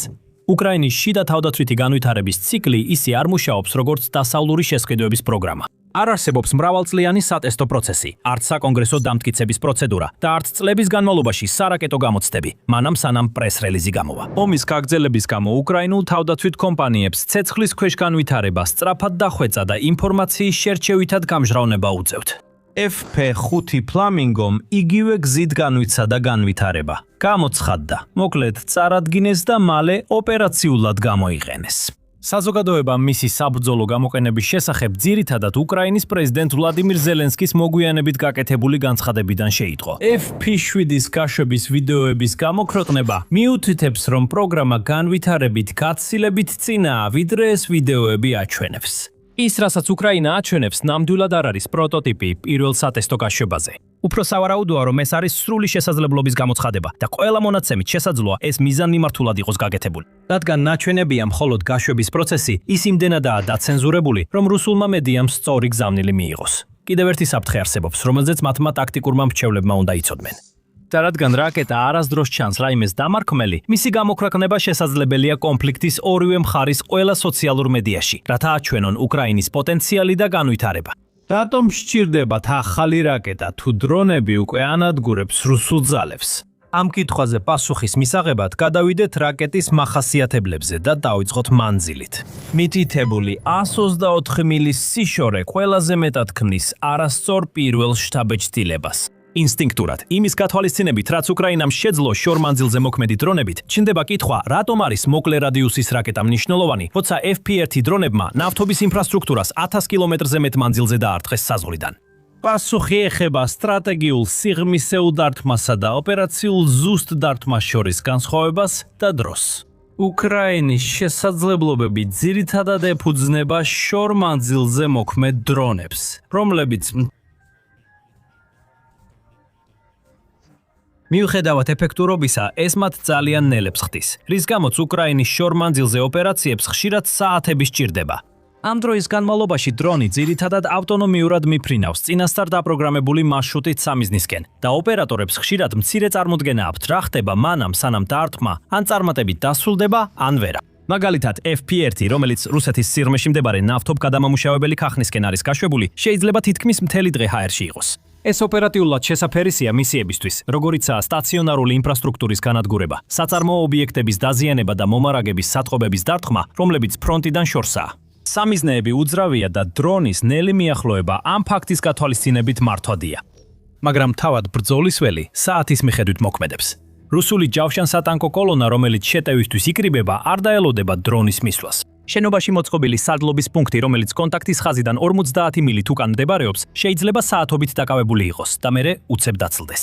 რუსეთის საჰაერო თავდაცვის აღჭურვილობა, რომელიც შეიძლება ითქვას, რომ ყველაზე დიდი დაბრკოლებაა საჰაერო შეტევის განხორციელებისას, სენსორებითაა აღჭურვილი, რომლებიც 100 მილზე ფარავს ყველა მიმართულებას და შექმნილია ისე, რომ სატვირთო მანქანით გადაიტანონ და გადაადგილონ, რათა თავიდან აიცილონ აღმოჩენა. ამ სამიზნეებს ტრადიციული გრძელდისტანციური დრონებით ტექნიკურად დაზიანება შესაძლებელია. იარაღის, რომელსაც ფრენისთვის 4 წუთი სჭირდება, თავიდან აცილება თითქმის შეუძლებელია, როცა ფრენის არკის უმაღლეს წერტილს მიაღწევს. საილუსტრაციოდ განვიხილოთ ჰიპოთეტური სცენარი. უკრაინული დაზვერვა ადასტურებს, რომ რუსული ლოგისტიკური ბაზა, რომელიც კონტაქტის ხაზიდან 80 მილის მოშორებით მდებარეობს, იღებს დიდი რაოდენობით საბრძოლო მასალის მიწოდებას, ხოლო უახლოეს საათებში სატრანსპორტო საშუალებები ამ მასალას წინა ხაზზე მყოფ დანაყოფებს გადაანაწილებენ. ამ მანძილზე დრონს ადგილზე მისასვლელად მინიმუმ 80 წუთი დასჭირდება, თუ ქარი ხელსაყრელია და წინააღმდეგობა არ იქნება. HIMARS-ის რაკეტა სტანდარტული მართვადი საბრძოლო მასალით 80 მილს ვერ დაფარავს. Storm Shadow ტიპის ფრთოსანი რაკეტა მიზნამდე მიაღწევს, მაგრამ Storm Shadow მოკავშირეების შეზღუდული რესურსია და მისი გამოყენება საჭიროებს პოლიტიკურ კოორდინაციას დიდ ბრიტანეთთან, რაც შეიძლება დაგვიანებას გამოიწვიოს, თუ ბრიტანეთის დაზვერვის სამსახურს მიზნის დამტკიცება დასჭირდება. FP7 რომ დავამატოთ, დაფარული პოზიციიდან გაშვებული რაკეტა ამ 80 მილს 3 წუთში გაივლის. გაქცევისა და დამალვის დრო აღარ დარჩება. მაგრამ ტაქტიკური გამოყენების მიღმა არსებობს პოლიტიკური განზომილებაც, რომელიც არანაკლებ მნიშვნელოვანია. უკრაინა წლებია დასავლელი მოკავშირეების მიერ მიცემული იარაღის გამოყენებაზე დაწესებულ შეზღუდვებთან განკლავებას ცდილობს. მაგალითად, მიუხედავად იმისა, რომ დასავლეთმა უკრაინას გრძელდისტანციური რაკეტები მიაწოდა, მათზე დაწესებული იყო მანძილის შეზღუდვები, რაც პირდაპირ განსაზღვრავდა, რომელ სამიზნეებს შეეძლო და ვერ შეეძლო უკრაინას დაერტყა. შიდა წარმოების ბალისტიკური რაკეტა სრულად ხსნის ამ შეზღუდვას და უკრაინას აღარ ჭირდება ნებართვა FP7-ის გასაშვებად. ეს დამოუკიდებლობა კონფლიქტში უკრაინას მეტ კონტროლს აძლევს ბრძოლის ველზე, რადგან სამიზნეების დამტკიცების ვადები ოპერაციულ წარმატებაზე პირდაპირ მოქმედებს. მაგრამ არსებობს უფრო ფუნდამენტური მიზეზი, რის გამოც FP7 ცulis საფრთხეს რუსეთის საჰაერო თავდაცვისთვის და ეს უკავშირდება იმას, თუ როგორ დაფრინავს ბალისტიკური რაკეტა და როგორ დაფრინავს ფრთოსანი რაკეტა. უკრაინა განსაკუთრებით ეფექტურია ფრთოსანი რაკეტებით და დრონებით. რუსეთმა 3 წელი დახარჯა საჰაერო თავდაცვის პოზიციების ადაპტირებაში ამ საფრთხის წინააღმდეგ. უკრაინის შეტევა იყენებს იარაღებს, რომლებიც დაბალ სიმაღლეზე დაფრინავენ და რელიეფს მიხვებიან. რადარისთვის ნაკლებად შესამჩნევად, რაც დრონებსაც ეხება. FP1 ტიპის დრონი ასე მოქმედებს. ფრთოსანი რაკეტებიც, მაგალითად Storm Shadow. რუსეთის საჰაერო თავდაცვის სისტემა ძირითადად ორიენტირებულია დაბალ სიმაღლესა და ზებგერითი ან ტრანსსონიკური სიჩქარის საფრთხეების აღმოჩენასა და განადგურებაზე. ბალისტიკური იარაღები, როგორიცაა ATACMS-ი, მაღალ სიმაღლეზე მიფრინავენ და სუპერბგერითგერითი სიჩქარით ეშვებიან სამიზნეზე, რაც განსხვავებულ გადაჭრის გამოწვევას ქმნის. ბალისტიკური რაკეტა სრულიად საპირისპიროდ მოქმედებს ამ სისტემების დანიშნულებასთან. გაშვებიდან FP7 სწრაფად ადის 40 მილის ზემოთ, სადაც ატმოსფერო იმდენად თხელია, რომ ჩვეულებრივი აეროდინამიკური გადაჭერა უკიდურესად რთულდება. შემდეგ სამიზნისკენ მკვეთრი დაბრუნების რკალით ეშვება, გრავიტაციის გავლენით აჩქარდება და საბოლოოდ თითქმის მახ 4.5 აღწევს. თუნდაც ფანცირს ერთი რუსეთის ფართოდ განთავსებული მოკლე რადიუსის საჰაერო თავდაცვის სისტემა ნაკლებად სავარაუდოა შენიშნოს და გაუშვას გადამჭერი რაკეტა მის დასაჭერად. ფანცირის რაკეტები შექმნილია სამიზნეების დასაპირისპირებლად, რომლებიც მაქსიმუმ მა-3 სიჩქარით დაფრინავენ იდეალურ შეტაკების გეომეტრიაში. მახ 4.5 სიჩქარით და აღმართზე გადაჭერის ფანჯარა წამებამდე მცირდება. სოთხასი რუსეთის ყველაზე ძლიერი შორმანძილზე საჰაერო თავდაცვის სისტემა. თეორიულად შეუძლია ბალისტიკური სამიზნეების გადაჭერა. ამის საიმედოდ განხორციელება სჭირდება დროული აღმოჩენა, სწორი სამიზნე მონაცემები და სუფთა საბრძოლო გარემო. ეს ნიშნავს, რომ S-400-ებს უნდა დააფიქსირონ FP7-ის გაშვება და ადგინონ მისი სავარაუდო დანიშნულების ადგილი, რათა დროულად გაუშვან ჩამომგდები რაკეტა, ვიდრე რაკეტა ქვედა ატმოსფეროში დაბრუნდება. რუსეთს ამ თავდაცვის სცენაში კიდევ ერთი პრობლემა აქვს. S-400 სისტემების მხოლოდ ბალისტიკურ საფრთხეებზე კონცენტრირება არ შეუძლია. უკრაინის დრონებისა და რაკეტების კამპანია, დაწყებული 2022 წლიდან. ამ სისტემებს სჭირდება მუდმივი რეაგირება დაბალ სიმაღლეზე საფრთხეებზე, რადგან SOTRAS თანამედროვე რადარის აღმოჩენის სისტემა აქვს, რომელიც სხვა თავდაცვით ზომებსაც მართავს. წარმოიდგინეთ კამპანიას, სადაც უკრაინა ახალ ბალისტიკურ რაკეტებს, დრონებსა და ფრთოსან რაკეტებთან ერთად იყენებს. რუსეთმა სწრაფად უნდა გადაწყვეტოს, რომელ მიზნებს მიანიჭოს პრიორიტეტი, რაც პრაქტიკულად შეუძლებელია ზუსტად გააკეთო, როცა მხოლოდ რამდენიმე წუთი გავს. თუ გსურთ მეტი გაიგოთ რუსეთის S-400-ის პრობლემებზე და იმაზე, როგორ ადვილად ანეიტრალებს უკრაინა მათ ვითომ ყველაზე სრულყოფილ თავდაცვას, გამოიწერეთ სამხედრო შოუ. ყოველ დღე უახლეს მოვლენებს ვიდეოებით გაჩვენებთ. დაუბრუნდეთ რაკეტას. გაშვების სისტემამ ყურადღება დაიმსახურა სწრაფი გადაადგილებისა და სროლის უნარის გამო, რაც დიზაინისთვის მნიშვნელოვანია. ტრადიციული ბალისტიკური რაკეტების ოპერაციები დაკავშირებულია დიდ და მძიმე ტრანსპორტიორ ამწეგაშობის სისტემებთან, სპეციალიზებულ სამხედრო მანქანებთან, რომლებიც გრძელია, გამორჩეულია და დამალვართულია. მაგალითად, ავიღოთ რუსული ისკანდერის სისტემა, რომელსაც უკრაინა ომის განმავლობაში ცდილობს გაანადგუროს იმ ზიანის გამო, რაც უკრაინულ ქალაქებსა და ინფრასტრუქტურას მიაყენა. ისკანდერი იყენებს მანქანას, რომელიც იარაღის პლატფორმაა და ვერავინ შეეშლება სატვირთო მანქანაში. მის დამალვას სამოქალაქო საწყობში სერიოზული მომზადება სჭირდება. მის გადაადგილებას თვალის დევნება შეიძლება, გაშვების ადგილები ადვილად დგინდება, ხოლო ინფრასტრუქტურა ქმნის ლოგისტიკურ კვალს, რომელსაც სადაზვერო სისტემები ადვილად მიხვებიან. FP7 განსხვავებულ მიდგომას იყენებს. ცხელი გაშვების კონფიგურაცია ნიშნავს, რომ მყარი საწვავის ძრავა უშუალოდ ღია დახრილი სამაგრიდან ირთვება, გაშვების მილის ან კონტეინერის საჭიროების გარეშე. ეს საშუალებას აძლევს გამშვების სისტემის მნიშვნელოვნად გამარტივებას. გამშვები შეიძლება სტანდარტულ მისაბმელ პლატფორმაზე განთავსდეს, როგორც სხვა უკრაინულ დიზაინებში. ეს ნიშნავს, რომ სისტემის ბუქსირება სტანდარტულ სამხედრო ან თუნდაც სამოქალაქო სატვირთოსაც კი შეუძლია, სწრაფად გადაადგილდეს სროლის პოზიციებს შორის და შეინახონ ობიექტებში, რომლებიც დაზვერვისთვის იარაღის საცავად არ ჩანს. დაფიქრდით, რას ნიშნავს ეს ბრძოლის ველზე, სადაც ორივე მხარეს მუდმივი სადრონე დაზვერვა და სატელიტური დაფარვა აქვს. სტანდარტული პლატფორმიანი მისაბმელების კოლონა გზაზე ისეთ განგაშს არ იწვევს, როგორც სპეციალიზებული სამხედრო გამშვები მანქანების კოლონა. სასოფლო-სამეურნეო შენობაში გაჩერებული მისაბმელი ბალისტიკური რაკეტების ბატარეას არ გავს. უკრაინამ სროლა რომ გადაწყვიტოს, გამშვები მანქანა პოზიციაშია. რაკეტა აწეულია და სისტემა მზადაა. გაშვების შემდეგ მანქანა მიდის. მთელი ეს კონცეფცია ასახავს გაასწროლე და გაეცალე ფილოსოფიას, რაც ჰაიმარს რუსეთისთვის გასანადგურებლად ასე რთულს ხდის. სისტემა ისვრის და უკვე წასულია, სანამ საპასუხო საარტილერიო დარტყმის ორგანიზება მოხერხდება. უკრაინამ წლები დახარჯა იგივე მექანიზმების გაუმჯობესებაში და ათასობით საათი დასალური არტილერიისა და შორ მანძილზე მოქმედი იარაღის დიზაინების გამოცდაში, რათა დაემტკიცებინა, რომ გაისროლე და დაივიწყე სწორი გზა. FP7-ის გამშვები, როგორც ჩანს, სწორედ ამ სცენარისთვისაა შექმნილი და აქ კიდევ ერთი მნიშვნელოვანი ეფექტი გამოიკვეთება. იმის გამო, რომ გამშვები შედარებით მარტივი და პატარაა, უკრაინას შეუძლია ერთდროულად მეტი ასეთი სისტემის გამოყენება. ბალისტიკურ რაკეტების ბატარეას სჭირდება დიდი ინფრასტრუქტურა, სპეციალიზებული ეკიპაჟი და მნიშვნელოვანი ლოგისტიკა. მისაბმელიანი სისტემა მყარი საწვავის ძრავით და გამარტივებული რელსით ნაკლებს საჭიროებს. ეს ნიშნავს მეტ გამშვებ წერტილს ფართო ტერიტორიაზე, რაც მთლიან სისტემას უფრო რთულად სამიზნეს ხდის რუსული კონტრბატარეისა და საჰაერო დაბლოკვის პირობებში. FP7-ის შედარებით პატარა საბრძოლო ნაწილი მიუთითებს მის სამიზნეზე. ამის გასაგებად უნდა შევადაროთ სხვა გამშვებ სისტემებს. Hellfire-ის რაკეტა ზუსტი საჰაერო სამიწე იარაღია, რომელიც დასავლეთის ახლო საჰაერო მხარდაჭერის საყრდენია 10 წლეულებია. მას აქვს 20 ფუნტიანი საბრძოლო ნაწილი და განკუთვნილია მანქანის გამაგრებული პოზიციების ან მსუბუქი ნაგებობების გასანადგურებლად.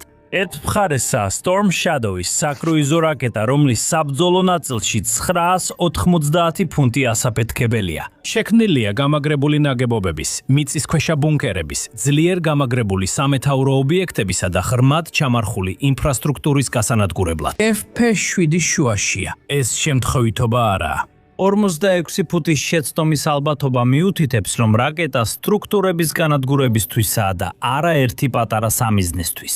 მის კატეგორიაში ეს რაკეტა საკმარისია რადარის სადგურის, მიწის ზედა პოსტის ან საბრძოლო მასალის საწყობის გასანადგურებლად. ის ასევე შეუძლია ხიდის მონაკვეთის ჩამოშლა ან სარკინიგზო კვანძის გამოუსადეგარი გახდება, რაც ლოგისტიკას ნამდვილ კოშმარად აქცევს. FP7 სავარაუდოდ არ შეუძლია ღრმად მიწაში გამაგრებული ინფრასტრუქტურის განადგურება. აღსანიშნავია, რომ რუსეთს არ ჰქონდა დრო ან ინფრასტრუქტურა, რათა უკრაინის გარშემო ასეთი სარდლობები ან თავდაცვითი ნაგებობები შეექმნა. თუ ისინი ჯერ არ გამხდარან Storm Shadows ან მსგავსი საბრძოლო თავების სამიზნე, დიდი ალბათობით ან არ არსებობენ, ან ომის ფართო სურათში შედარებით უმნიშვნელო არიან. რაკეტის განვითარებისას კიდევ ერთი მნიშვნელოვანი განსხვავებაა. მიუხედავად იმისა, რომ FP7 საშუალო რგოლია, Firepoint საქმე ჯერ არ დაუმთავრებია. მათ აშენებენ უფრო დიდ ძმას, რომელიც შეიძლება შორ მანძილზე მოქმედი უკრაინული იარაღის ვარსკვლავი იყოს, FP9. შორ მანძილზე მოქმედი სისტემები, როგორიცაა FP1 დარტყმითი დრონი და FP5 Flamingo, უკრაინას საშუალებას აძლევს მტრის ხაზების მიღმა ღრმად მიაყენოს დარტყმები. FP7 ინსტრუმენტარი ახალ ფენას ამატებს და უკრაინის შესაძლებლობებს საშუალო რადიუსის ბალისტიკური იარაღის დონეზე 120 მილის სიშორით ავითარებს. FP9 სხვა კატეგორიაშია. მას აქვს 530 მილისზე მეტი სიშორე და საბრძოლო ქობინი, რომელიც 1700 ფუნტზე მეტ სიწონის. Firepoint-ი გეგმავს იარაღის ტესტირების დაწყებას 2026 წლის ზაფხულის დასაწყისში, რაც სისტემის ექსპლუატაციაში გადასვლის შემდეგი ეტაპია. თუ ეს მაჩვენებლები ახდება, FP9 იქნება უკრაინაში პირველი შიდა წარმოების ბალისტიკური რაკეტა სტრატეგიული დართვმის შესაძლებლობით. ცენტრალური ან აღმოსავლეთ უკრაინიდან გაშვება მოსკოვის მოქმედების არეში ათავსებს.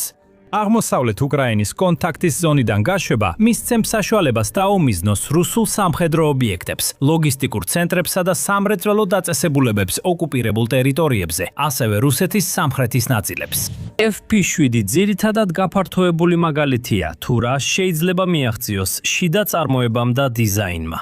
წინა დიზაინებმა Firepoint-ის უკრაინის თავდაცვით სისტემებში ინტეგრაცია შესაძლებელი გახადა. FP7 შეუძლია სრულად შეცვალოს დასავლეთიდან მიღებული სასიცოცხლოდ მნიშვნელოვანი და შეზღუდული რაკეტები, უფრო იაფი და მოლაში უფრო მარტივი ალტერნატივებით. უკრაინამ პრაქტიკულად არანაირი შიდა ბალისტიკური შესაძლებლობებიდან მიაღწია იმ დონეს, რომ თავად ქმნის რაკეტებს, რომლებიც რუსეთის სიღრმეში დარტყმის უნარს ფლობენ. ამ გამორჩეული სარაკეტო არსენალით უკრაინას შეუძლია მეტ სამიზნეზე ზეწოლა და რუსეთის თავდაცვითი სისტემების დასუსტება. ომის უმეტეს ნაწილში რუსეთი ეყრდნობოდა თავის მთავარ უპირატესობას. მას რაოდენობრივი უპირატესობა ჰქონდა როგორც ჯარისკაცებში, ისე სამხედრო ტექნიკაში. მას შეეძლო უკრაინის დაბომბვა артиლერიით და საბრძოლო მასალის უფრო დიდი წარმოებით. შემდეგ მას შეეძლო ჩინეთის დრონების, სიგნალის ჩახშობისა და თანამედროვე რადარის გამოყენება მოკლე მოქმედების რადიუსის დრონების გასანადგურებლად. ეხლა საკუთარი წარმოების ბალისტიკური რაკეტებით, რომლებიც ნელა და სტაბილურად ანადგურებენ რუსულ თავდაცვას, უპირატესობა თანდათან უკრაინაზე გადადის. ეს შეიძლება რუსულ ფრონტს დამღუპველი იყოს. სიგნალიზაცია კრემლში ირთვება, რადგან ვლადიმირ პუტინი ხედავს ბრძოლის ველს, რომელიც მის ნარატივს არ ემთხვევა. რუსეთი არ იმარჯვებს და ვერ ახერხებს შეტევას. ამის ნაცვლად უკრაინა იმხელა გარღვევის ზღვარზეა, ისეთი გენიალური ნაბიჯის, რომ თვით ამერიკის შეერთებული შტატებიც კი აღფრთოვანებით უყურებენ. უკრაინა დრონების, ტექნოლოგიური ბრწყინვალებისა და იმ ფაქტორის კომბინაციით, რომ რუსეთი თავად ანადგურებს საკუთარ ჯარს, ფრონტის ხაზზე წინ მიიწერს. განგაში სიგნალი პუტინის გარემოცვიდან არ მოდის, რადგან ისინი რუსეთის პრეზიდენტის უკანალში იმდენად ღრმად არიან შეძრომილი, რომ ის მათ მაინც ვერ დაინახავდა. ეს სიგნალი მოდის ერთ-ერთ საუკეთესო ინფორმაციის წყაროდან, რუსეთის სამხედრო ძალის აზრების შესახებ უკრაინაში, სამხედრო ბლოგერისგან. რუსი სამხედრო ბლოგერი იემენ სედულაევი 13 მარტს ტელეგრამით კრემლსა და რუსეთს მძიმე გაფრთხილება გაუგზავნა. ბევრი სამხედრო ამბობს, რომ მტერი 2022 წლის შემოდგომის განმეორებას აპირებს, როცა ტერიტორიები დავკარგეთ. სედულაევმა თავის პოსტში გააფრთხილა, რომ მარცხი ამჯერად უფრო მძიმე შეიძლება იყოს და უკრაინის მხრიდან რუსეთის წინააღმდეგ დიდი გარღვევის რისკი არ შეიძლება გამოირიცოს. ფრონტის ხაზებზე საწინააღმდეგო შეტევებია, ამბობს სამხედრო ბლოგერი. თუმცა ახლა უკრაინის მხრიდან რუსეთისთვის ყველაზე დიდი საფრთხე იმ უპირატესობიდან მოდის, რომელიც მას თითქმის ომის დასაწყისიდან აქვს. უკრაინა ტექნოლოგიას რუსეთზე უკეთირენებს, რაც მას ინოვაციური დრონებით მასიური განადგურების ზონების შექმნის საშუალებას აძლევს პუტინის ძალების გასანადგურებლად. დრონებზე დეტალურად მოგვიანებით ვისაუბრებთ, ხოლო განადგურების ზონებზე სადიულაევი აღნიშნავს, რომ რუსეთი თითქოს ვერაფერს უხერხებს იმ ტაქტიკას, რომელსაც უკრაინა ისევ და ისევ ირენებს. მტერი იზოლირებს წინა ხაზებსა და საბრძოლო ზონას. ლოგისტიკა აღარ არსებობს. მარაგების მიწოდება, დაჭრილების ევაკუაცია და როტაციების ჩატარება სასიკვდილოდ საშიშია. იზოლაციის შემდეგ უბნებში დრონების დარტყმები იწვება, რასაც კონტრშეტევა მოსდევს. მტერი პოზიციებს იბრუნებს, ამბობს სამხედრო ბლოგერი. ეს ნიშნავს, რომ უკრაინის გენიალური სტრატეგია საშუალებას აძლევს მას მოწყვიტოს რუსეთის სულ უფრო იზოლირებული ჯარები იმ მხარდაჭერას, რომელიც მათ თავდაცვისთვის სჭირდებათ. მაგარაფერი თქვათ პუტინის მიერ მოთხოვნილი დაუსრულებელი შეტევების შენარჩუნებაზე. ესაა უკრაინის მიერ შემუშავებული სასიკვდილო ზონების სტრატეგია, რომელიც ახლა წარმოუდგენლად შედეგიანად მუშაობს. და ეს აჩერებს რუსეთის ძალებს ადგილზე. ამავე დროს კი საფუძველს უყრის იმ მნიშვნელოვან წარმატებებს, რომელსაც უკრაინა უკვე აღწევს და მომავალშიც გეგმავს. უკრაინის სასიკვდილო ზონებზე ადრეც ბევრჯერ გვისაუბრია. ეს ზონები სავსეა დრონებითა და გამაგრებებით. ხშირად ბრძოლის ხაზებს ცდება და ანადგურებს რუს ჯარისკაცებს, მანამდე სანამ ისინი მიზანს მიაღწევენ. ტელეგრაფის ცნობით, სასიკვდილო ზონების სტრატეგია საჭიროებიდან და სამხედრო გამჭრიახობიდან გაჩნდა, ახლა კი ორივეს აერთიანებს. უკრაინა მიცის, რომ ადამიანური რესურსით რუსეთს ვერ გაუტოლდება. მისი გადაწყვეტა იყო შექმნა იმისა, რასაც ომის შესწავლის ინსტიტუტი დრონების კედლის დაცვას უწოდებს, რომელიც შექმნილია იმისთვის, რომ შეასუსტოს რუსეთის ადამიანური რესურსის უპირატესობა იმდენად, რომ ის ვეღარ იყოს ისეთი გადამწყვეტი, როგორც უნდა ყოფილიყო. სასიკვდილო ზონები პუტინის პაცისების შეჩერებისთვის მნიშვნელოვანია, რადგან უკრაინამ დრონების მასობრივი წარმოებით ეს ზონები ფრონტზე სამჯერ გაადიდა. უესოდონევმა ეს საკითხი ასევე გამოკვეთა 16 მარტის სტატიაში, სადაც განმარტა, რომ მხოლოდ რამდენიმე კვირა დასჭირდა, რათა სასიკვდილო ზონები, რომლებიც ადრე ფრონტის ხაზის უკან უკვე შთამბეჭდავ 31 მილი მოიცავდა, ახლა 93 მილამდე გაიზარდა. ეს კი ძალიან მარტივ შედეგს იძლევა. ეს აჩერებს რუსეთის ძალებს, რაც მნიშვნელოვანია. თუმცა, როდესაც ამას 2025 წელს რუსეთის მიერ გამოყენებული შეღწევის სტრატეგიის კონტექსტში განვიხილავთ, ეს რუსული მიდგომისთვის ნამდვილი დამანგრეველი ხდება. გასულ წელს რუსეთმა უკრაინაში მცირე 2-5 ჯარისკაცის დანაყოფების შეპარვა დაიწყო. იდეა იყო, რომ შეღწევლები უსაფრთხოდ დაიმალებოდნენ და შემდეგ დაელოდებოდნენ სარეზერვო ძალას, რომელიც უკრაინის თავდაცვაში მათ მიერ გამოყენებული ხვრელით შემოვიდოდა. ეს დროებით მუშაობდა. ახლა როცა უკრაინა ფართოვდება, სარეზერვო ძალას უფრო დიდი მანძილის გავლა უხდება საშიშ ზონებში, რომ შეღწევლებს მიუახლოვდეს. სარეზერვო ძალების ბევრი იღუპება მისვლამდე, ხოლო შეღწევლები მხარდაჭერისგან მოწყვეტილები რჩებიან და ლოდინისას მათ დასახმარებლად მისულ ჯარისკაცებს კი არა, უკრაინულ საძიებო და განადგურების დანაყოფებს ელიან, რომლებიც მათზე მუდმივად ნადირობენ. უკრაინისთვის ეს სტრატეგია ადამიანური რესურსის შენარჩუნების მთავარი გზაა, როგორც ერთმანეთმა უკრაინელმა ჯარისკაცმა ტელეგრაფს უთხრა. დრონები მუდმივად აკვირდებიან და ურტყამენ. ეს ანელებს მათ, არღორს მათ რიტმს და გვაძლევს საშუალებას ვაკონტროლოთ ბრძოლის ველი ისე, რომ ჩვენი ხალხის სიკვდილზე არ გავუშვათ, განმარტა ჯარისკაცმა. რუსეთისთვის ეს სტრატეგია ყველა სირთულეს აჩვენებს, რომელზეც საჯილაებმა განგაშის დროს ისაუბრა. რუსეთის ლოგისტიკა ფრონტის უკან იშლება. ადრე უსაფრთხო ტერიტორია ახლა უკრაინულ სასიკვდილო ზონად იქცა, რაც უკრაინის წინსვლის საფუძველია, რომელსაც ვიდეოში მოგვიანებით განვიხილავთ. ეს მხოლოდ FPV დრონები არაა, რაზეც რუსეთს უნდა ეშინოდეს. უკრაინამ ასევე შეიმუშავა საშუალო დარტყმის ახალი დრონების სერია, რომლებიც გადამწყვეტ როლს ასრულებენ იმ სასიკვდილო ზონების გაფის გაფართოებაში, რომელსაც უკრაინა ქმნის და შემდეგ მათში წინ მიიწევს. ახალი დრონები უკრაინას აძლევს შესაძლებლობას დაარტყას რუსეთის სამხედრო ობიექტებს ოკუპირებულ ტერიტორიაზე, მათ შორის საწობებს, სადლობის ცენტრებს და დრონების ოპერატორების შტაბებს. უკრაინამ რაც მეტი დროებითი ინფრასტრუქტურა გაანადგურა, რუსეთის ზურგი უფრო დასუსტება და პუტინის ჯარისკაცები ფრონტზე უკრაინის წინსვლის მიმართ უფრო მოწყვლადები ხდებიან. აი ასე ეკრება საფუძველი გარღვევას. ასუსტებ რუსეთს ფენებად და იბრუნებ დიდ ტერიტორიებს. თუმცა ამ ტიპის სტრატეგიის განხორციელება თქმა ადვილია, მაგრამ გაკეთება რთულია. უკვე მივანიშნეთ, როგორ ახერხებს ამას უკრაინა, როცა საშუალო დარტყმის დრონები ვახსენეთ. მაგრამ ეს მხოლოდ ერთი მაგალითია ფართოდ მიმდინარე დრონული ინოვაციისა, რომელიც უკრაინას საშუალებას აძლევს რუსი ჯარისკაცები იზოლაციაში მოაქციოს და ოკუპირებულ ტერიტორიებზე წინსვლა ბოლომდე მიიყვანოს. საჯილაევი ტელეგრამზე წერს. ფრონტზე მდგომარეობა მძიმეა. მტერმა ისევ უპირატესობა მოიპოვა დაბალცაში. მათი დრონები გამრავლდნენ და ხარისხიც კვლავ შეიცვალა. სამხედრო ბლოგერი ამატებს. დრონები იყენებენ ოპტიკურ ბოჭკოს. რადიოდრონებმა შეცვალეს სიხშირეები და იყენებენ დედა დრონებს. ჩვენი ელექტრონული ომი არ გვეხმარება და ჩვენი დრონების დეტექტორებიც კი სიგნალს არ იძლევა. მტერი რამდენიმე ასეული დრონისგან შემდგარ გუნდებს უშვებს და ხელოვნურ ინტელექტს იყენებს. აქ ბევრი რამ არის განსახილველი, განსაკუთრებით მაშინ, როცა საქმე უკრაინის ხელოვნური ინტელექტის მზარდ გამოყენებას ეხება. ეს მხოლოდ თავისთავადაც კი ყველაფრის შეცვლის პოტენციალს შეიცავს. სანამ დეტალებზე გადავიდეთ, გახსოვდეთ, უყურებთ სამხედრო შოუს. გამოიწერეთ არხი, რომ არ გამოგჩეთ ახალი ვიდეოები. სამხედრო ბლოგერი საუბრობს დრონების მთელ გუნდებზე, რომლებიც განადგურების ზონებში იგზავნება და ადამიანური ოპერატორების ნაცვლად ხელოვნური ინტელექტით მოქმედებენ. უკრაინა ოფიციალურად დუმს თუ ასეთ ჯგუფებს ფლობს. უკრაინის მსგავსი ტექნოლოგიის განვითარებაზე საუბარი სულ მცირე 2025 წლის სექტემბრიდან მოდის, როცა Wall Street Journal-მა დაწერა, რომ უკრაინა ამ შესაძლებლობას ავითარებდა. ახლანდელ მდგომარეობაზე თუ გადავალთ, ჩანს, რომ უკვე ვიწყებთ იმის ნახვას, როგორ იქცევა ეს ხელოვნური ინტელექტით აღჭურვილი მომაკვდინებელი ჯგუფები ომში რეალურ ფაქტორად. ატლანტიკური საბჭო გვაწვდის ინფორმაციას და განიხილავს, როგორ განსხვავდება ეს დრონების ჯგუფები ყველაფრისგან, რასაც რუსეთი ოდესმე შეხვედრია. წარსულში რუსეთის EW ტექნოლოგიას დრონების ჯგუფების შეჩერება შეეძლო. დრონების ჯგუფს ღრუბლოვან ინფრასტრუქტურასთან თანთან კავშირის გაწყვეტა საკმარისი იყო, რომ მიზანზე მიტანის უნარი დაეკარგა და ძალა დაეკარგა. დრონები კურსიდან გადადიან და ეჯახებიან მღიცას, რაც რუსეთს ამარტივებს იმ მცირე რიცხოვანი უპილოტოების განადგურებას, რომლებმაც ელექტრონული ომის შეტევა გადალახეს. ხელოვნური ინტელექტის ჩართვის შემდეგ კავშირის გაწყვეტას ღრუბლოვან ინფრასტრუქტურასთან მნიშვნელობა აღარ აქვს, რადგან ავტონომიურ დრონებს ეს აღარ სჭირდებათ. ისინი ალგორითმული დამიზნების პროგრამით არიან აღჭურვილი, რაც მათ საშუალებას აძლევს მიწაზე დანახულის მიხედვით მარშრუტის შეცვალა. მანქანური სწავლება ამ დრონებს ასევე საშუალებას აძლევს ისწავლონ რუსეთის საპასუხო ზომებიდან, მათ მოერგონ და ამით წარმატებული დარტყმის შანსი კიდევ უფრო გაზარდონ. სადილაევი ხელოვნური ინტელექტის დრონების ჯგუფებზე საუბრობს, რომლებიც თითქოს ელექტრონული ომის მიმართ შეუვალნი არიან, თუმცა ასე არაა. ისინი უბრალოდ უფრო ჭკვიანები არიან ვიდრე ოდესმე და მათ მაინც შეუძლიათ მიზანში მოხვედრა, თუნდაც ხრუბლოვან კავშირთან წვედის შემდეგ.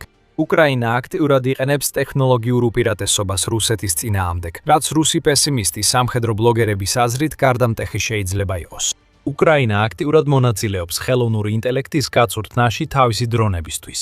12 მარტს New York Times-მა დაწერა, რომ უკრაინა საბრძოლო ველის მონაცემებს და დრონების ვიდეოებს აწვდის, როგორც უკრაინულ, ისე უცხოურ კომპანიებს, რომლებიც ამზადებენ უკრაინაში რუსეთის წინააღმდეგ გამოყენებულ დრონებს. უკრაინის თავდაცვის მინისტრმა მიხაილო ფედოროვმა 12 მარტს Telegram-ში განმარტა, თუ რატომ არის უკრაინისთვის ტექნოლოგიურ ფრონტზე რუსეთის წინ გასვლა მნიშვნელოვანი. თანამედროვე ომში რუსეთი ტექნოლოგიის ყველა ეტაპზე უნდა დავამარცხოთ. ხელოვნური ინტელექტი ამ კონკურენციის ერთ-ერთი მთავარი მიმართულებაა, განაცხადა ფედოროვმა და დაამატა, ომის მომავალი ავტონომიურ სისტემებშია. ჩვენი მიზანია დრონებისა და საბრძოლო სისტემების ავტონომიურობის გაზრდა, რომ მათ სწრაფად აღმოაჩინონ მიზნები, გაანალიზონ სიტუაცია და დაეხმარონ გადაწყვეტილებების მიღებაში. უკრაინის თავდაცვის მინისტრმა განმარტა, რომ ქვეყანამ შექმნა ხელოვნური ინტელექტის პლატფორმა, რომელიც უსაფრთხო წვრთნის საშუალებას იძლევა მოდელებისთვის სენსიტიურ მონაცემებზე უშუალო ცდომის გარეშე. ამ მოდელებს ექნებათ ცდომა მუდმივად განახლებად ბრძოლის ველის მონაცემთა ნაკადზე, რომელსაც ისინი გამოიყენებენ, რათა დღეს უკრაინის მიერ გამოყენებული ხელოვნური ინტელექტით აღჭურვილი დრონები ხვალ იმ კოშმარებად აქციონ, რომლებსაც რუსეთი დაუპირისპირდება. ეს უკრაინისთვის უზარმაზარია. მას აქვს ასობით ათასი თუ არა მილიონი ვიდეო ჩანაწერი დრონების მიერ გადაღებული, რომლებმაც განახორციელეს როგორც წარუმატებელი, ასევე წარმატებული დრონის დათმობა. ამ ვიდეო ჩანაწერებიდან თითოეული უკრაინას გარკვეულ წარმოდგენას აძლევს, როგორც რუსეთის თავდაცვაზე, ისე უკრაინის მიდგომებზე და დრონების სტრატეგიის დახვეწის საშუალებასაც იძლევა. ეს უკვე იმდენად ეფექტურია, რომ დიდი როლი ითამაშა პუტინისთვის ზიანის მიყენებაში. UKR Informed-ის მიხედვით, მხოლოდ მარტის 18-მდე წინა 24 საათის განმავლობაში პუტინმა 1700 ჯარისკაცი დაკარგა. უკრაინა ამაში მარტო არ არის. ის თავის ყველაზე მნიშვნელოვან პარტნიორებსაც ამ პროცესში აერთიანებს. მარტის 17-ს United 44 მედიამ გაავრცელა, რომ უკრაინა და გაერთიანებული სამეფო თანამშრომლობენ ახალი საბრძოლო ხელოვნური ინტელექტის შესაქმნელად, რათა უკრაინამ ტექნოლოგიურად გაასწროს რუსეთს. ART-ის სახელწოდებით ცნობილი ეს საბრძოლო ტვინი დაეხმარება ფიოდოროვის მიზნების მიღწევას, როგორც ეს აღნიშნულია იმ Telegram პოსტში, რომელიც ახლახან ვახსენეთ. რადგან ახალი ცენტრის სპეციალისტები საბრძოლო მონაცემებს მანქანურ სწავლებაში გამოიყენებენ, დრონების ავტონომიურობისა და ეფექტიანობის გასაუმჯობესებლად. როგორც ჩანს, კიდევ მეტიც მოხვემა, რადგან უკრაინა ასევე აპირებს ხელოვნური ინტელექტის ჰაბების ქსელის შექმნას, რომელსაც გამოიყენებს საარტილერიო და შორმანძილზე დარტმის ტაქტიკის დასაგეგმად, ასევე ფრონტის ხაზზე მოქმედი დრონებისთვის. თუ ამას ადგილობრივ დრონების ინდუსტრიასაც მიუმატებთ, რომელსაც წელიწადში 8 მილიონი დრონის წარმოება შეუძლია დაფინანსების შემთხვევაში, გასაგებია, რატომ მუშაობს უკრაინის სასიკვდილო ზონის სტრატეგია ასე კარგად. ის საშუალო დათმის დრონებით ზონებს აფართოებს და მათში ხელოვნურ ინტელექტს ამატებს, რათა რუსეთის ელექტრონული ომის სისტემები გადალახოს. როგორ უძლებენ შემოპარული მტრის ჯარისკაცები ამას, უკან მდებარე რუსულ სამხედრო კვანძებზე რომ აღარაფერი ვთქვათ. პირველები წყდებიან, რადგან მეორეზე დათქმები ისევ და ისევ ხორციელდება. აი რას შეიძლება მიაღწიო ინოვაციებზე კონცენტრირებით და უკვე ვიცხებთ შედეგების ნახვას. შეიძლება იკითხოთ, რატომ აშინებს რუსეთს უკრაინის გარღვევა, როცა უკვე განვიხილეთ დრონები, სასიკვდილო ზონები და ხელოვნური ინტელექტის როლი უკრაინის სტრატეგიაში. შიშის მიზეზი ისაა, რომ უკრაინის გარღვევა მხოლოდ თეორია არ არის. ეს არ არის უბრალოდ შესაძლებლობა, რომელიც შეიძლება გაახორციელდეს, თუ რუსეთი ვერ იპოვის გზას, რომ დაუპირისპირდეს ყველაფერს, რასაც უკრაინა აკეთებს. გარღვევა უკვე მიმდინარეობს. თებერვლის დასაწყისიდან, როცა რუსეთს უკანონო Starlink-ის ტერმინალებზე წვდომა შეუწყდა, უკრაინა სამხრეთში მასშტაბურ კონტრშეტევას ახორციელებს. მარტის 8-ის მდგომარეობით, უკრაინის პრეზიდენტი ვოლოდიმირ ზელენსკი აცხადებდა, რომ უკრაინამ გაათავისუფლა 425 კვადრატული კილომეტრი, ანუ თითქმის 168 კვადრატული მილი ტერიტორია და ეს რიცხვი იზრდება. რამდენიმე დღით ადრე კიევ პოსტმა გაავრცელა ინფორმაცია, რომ უკრაინის ბოლო მიღწევები იმდენად მასშტაბურია, რომ ქვეყანამ პირველად 2023 წლის კონტრშეტევის შემდეგ წმინდა ტერიტორიული მოგება დააფიქსირა. უკრაინამ ბოლო თვეში უფრო მეტი ტერიტორია გაათავისუფლა, ვიდრე რუსეთმა დაიკავა.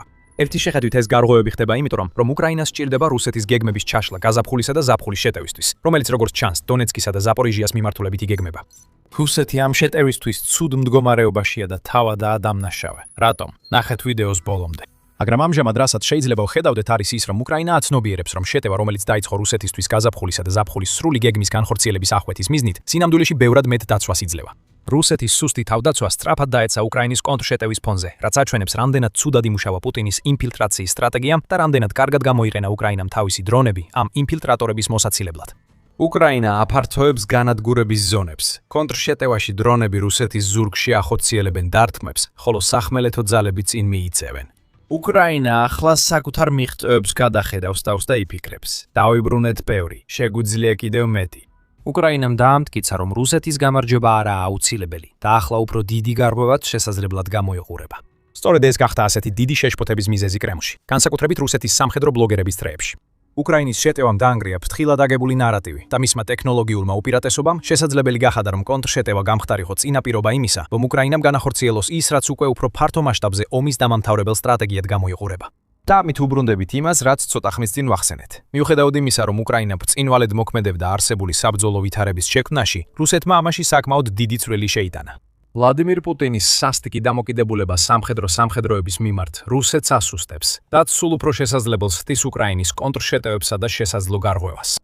ჩვენ ეს ვიცით მარტში გამოქვეყნებული ანგარიშის საფუძველზე, რომელიც გაეროს ადამიანის უფლებათა უმაღლესი კომისრის ოფისმა გამოაქვეყნა. მოდით თავად ანგარიშს ნივცეთ სიტყვა. ჩვენებები აჩვენებს, რომ სამხედრო მეთაურები თვითნებურად აწესებდნენ, თავადს ჩადიოდნენ ან ითმენდნენ უკიდურეს ძალადობასა და იძულებას ჯარისკაცების მიმართ, როგორც სასჯელს ოპერაციებში მონაწილეობაზე უარის თქმისთვის. ეს თითქმის გარდაუვალ სიკვდილს ნიშნავდა, ხოლო ფრონტის ხაზიდან უკან დახევა დასჯადი იყო. თუნდაც ეს გამართლებული ყოფილიყო დაჭრით, საბრძოლო მასალის, საკვების ან წყლის ნაკლებობით. გაეროს ადამიანის უფლებათა უმაღლესი კომისარიატი აცხადებს, რომ 85 რუს ჯარისკაცთან ჩატარებული ინტერვიუდან 61-მა თქვა, რომ მათ საკუთარი თვალით ნახეს ასეთი სახის სასჯელო ქმედებები რუსეთის არმიაში სამსახურის დროს. ვინც კი გაბედავს და ხმამაღლა იტყვის რამეს ან ღმერთმა არქნას, გადაწყვეტავს, რომ შეიძლება ცუდი იდეა რამდენიმე მილზე გადაჭიმულ სასიკვდილო ზონაში ჯავშნის გარეშე შეტევა. შეიძლება ადგილზე დახვიტონ მათი მეთაურების მიერ. თუ ისინი გადაუჩებიან რეალურ დახვრეტას, შეიძლება დაექვემდებარონ სრულ დახვრეტას, ან ისეთი სახის დაზიანებებს, როგორიცაა მძიმე ცემა, ან ფეხებში და მის გარშემო სროლა. ეს არაადამიანური მოპყრობა საშინლად შუა საუკუნეობრივი ხდება, როცა იგებთ ამას. ჯარისკაცმა OHCHR-ს უთხრა, რომ მეთაურმა ნაცემი ჯარისკაცის გვამი შენობის შესასვლელთან დატოვა. რუსი ჯარისკაცი პუტინის ბრძანებებს თუ არ დაემორჩილდება, ეს ძალადობრივი ვიზუალური შეხსენებაა. United 24 მედიის 17 მარტის სტატიის მიხედვით, უკრაინის სამხედრო დაზვერვა მსგავს ამესი უცხება. ამჯერად რუსეთის მეთაურებმა სასტიკად მოექცნენ არა მხოლოდ ცოცხალ, არამედ გარდაცვლილ ჯარისკაცებსაც. უკრაინის მთავარი სადაზვერვო სამმართველოს ინფორმაციით, რუსი მეთაურები თავის დაქვემდებარებულებს ავალებენ. თავიანთ დაღუპულ თანამებრძოლებს თავები მოაჭრან, როგორც დაკარგული ჯარისკაცების ამოცნობის ერთგვარი დამახინჯებული საშუალება. აგროვებენ საიდენტიფიკაციო დოკუმენტებს და ჩნდება კითხვა: რატომ იჩენენ მეთაურები ასეთი უპატივცემულობას დაღუპულების მიმართ? როგორც ჩანს, ახლა ერთადერთი ახსნა, რომ თავის ტარება უფრო ადვილია, ვიდრე მთელი სხეულის ტარება. ეს აჩვენებს, როგორია პუტინის არმიაში მსახურება. ჯარისკაცებს, რომლებიც უარს ამბობენ გახდმენ საზარბაზნე ხორცი, სცემენ ან კლავენ. უკრაინის სასიკვდილო ზონებში დაღუპულების სხეულებს განამებრძოლები შეურაცხყოფენ, რაც თვითმკვლელობის მასშტაბის ველურობაა. და ეს ყველაფერი ხდება მაშინ, როცა უკრაინის ტექნოლოგიური პროგრესი, შესანიშნავი სტრატეგია და შეუჩერებელი კონტრშეტევა მას გარღვევის ზღვარზე აყენებს. განგაშის ზარები კრემლში უნდა რეკალდეს. რუსეთი საკუთარ ხალხს კლავს ისე, როგორც უკრაინა იწვევს დანაკარგებს. ომის ეს სასტიკი მიდგომა პუტინს ბუმერანგივით უბრუნდება, როცა ხედავს რუსეთის ფრონტის ხაზის ღვევას. უკრაინა თებერვალში კონცენტრირდება რუსეთის მუცლის გახეთქვაზე, გამანადგურებელი დათმებით, რაც ანადგურებს მის საომარ მანქანას. რუსეთმა წლები დახარჯა თავისი სამხედრო ინფრასტრუქტურის გაძლიერებაში, მაგრამ სამი დარტყმით უკრაინამ ყველაფერი წამებში გაანადგურა, როცა გამოიყენა სამმაგი დარტყმის კომბინაცია, რომელშიც მონაწილეობდა შეერთებული შტატების, დიდი ბრიტანეთის და საკუთარი შორმანძილზე მოქმედი იარაღი. ეს იყო მასშტაბური დარტყმების სერია. რუსული იარაღის რეკორდული რაოდენობა განადგურდა და პუტინი ვეღარასდროს დაიბრუნებს მათ.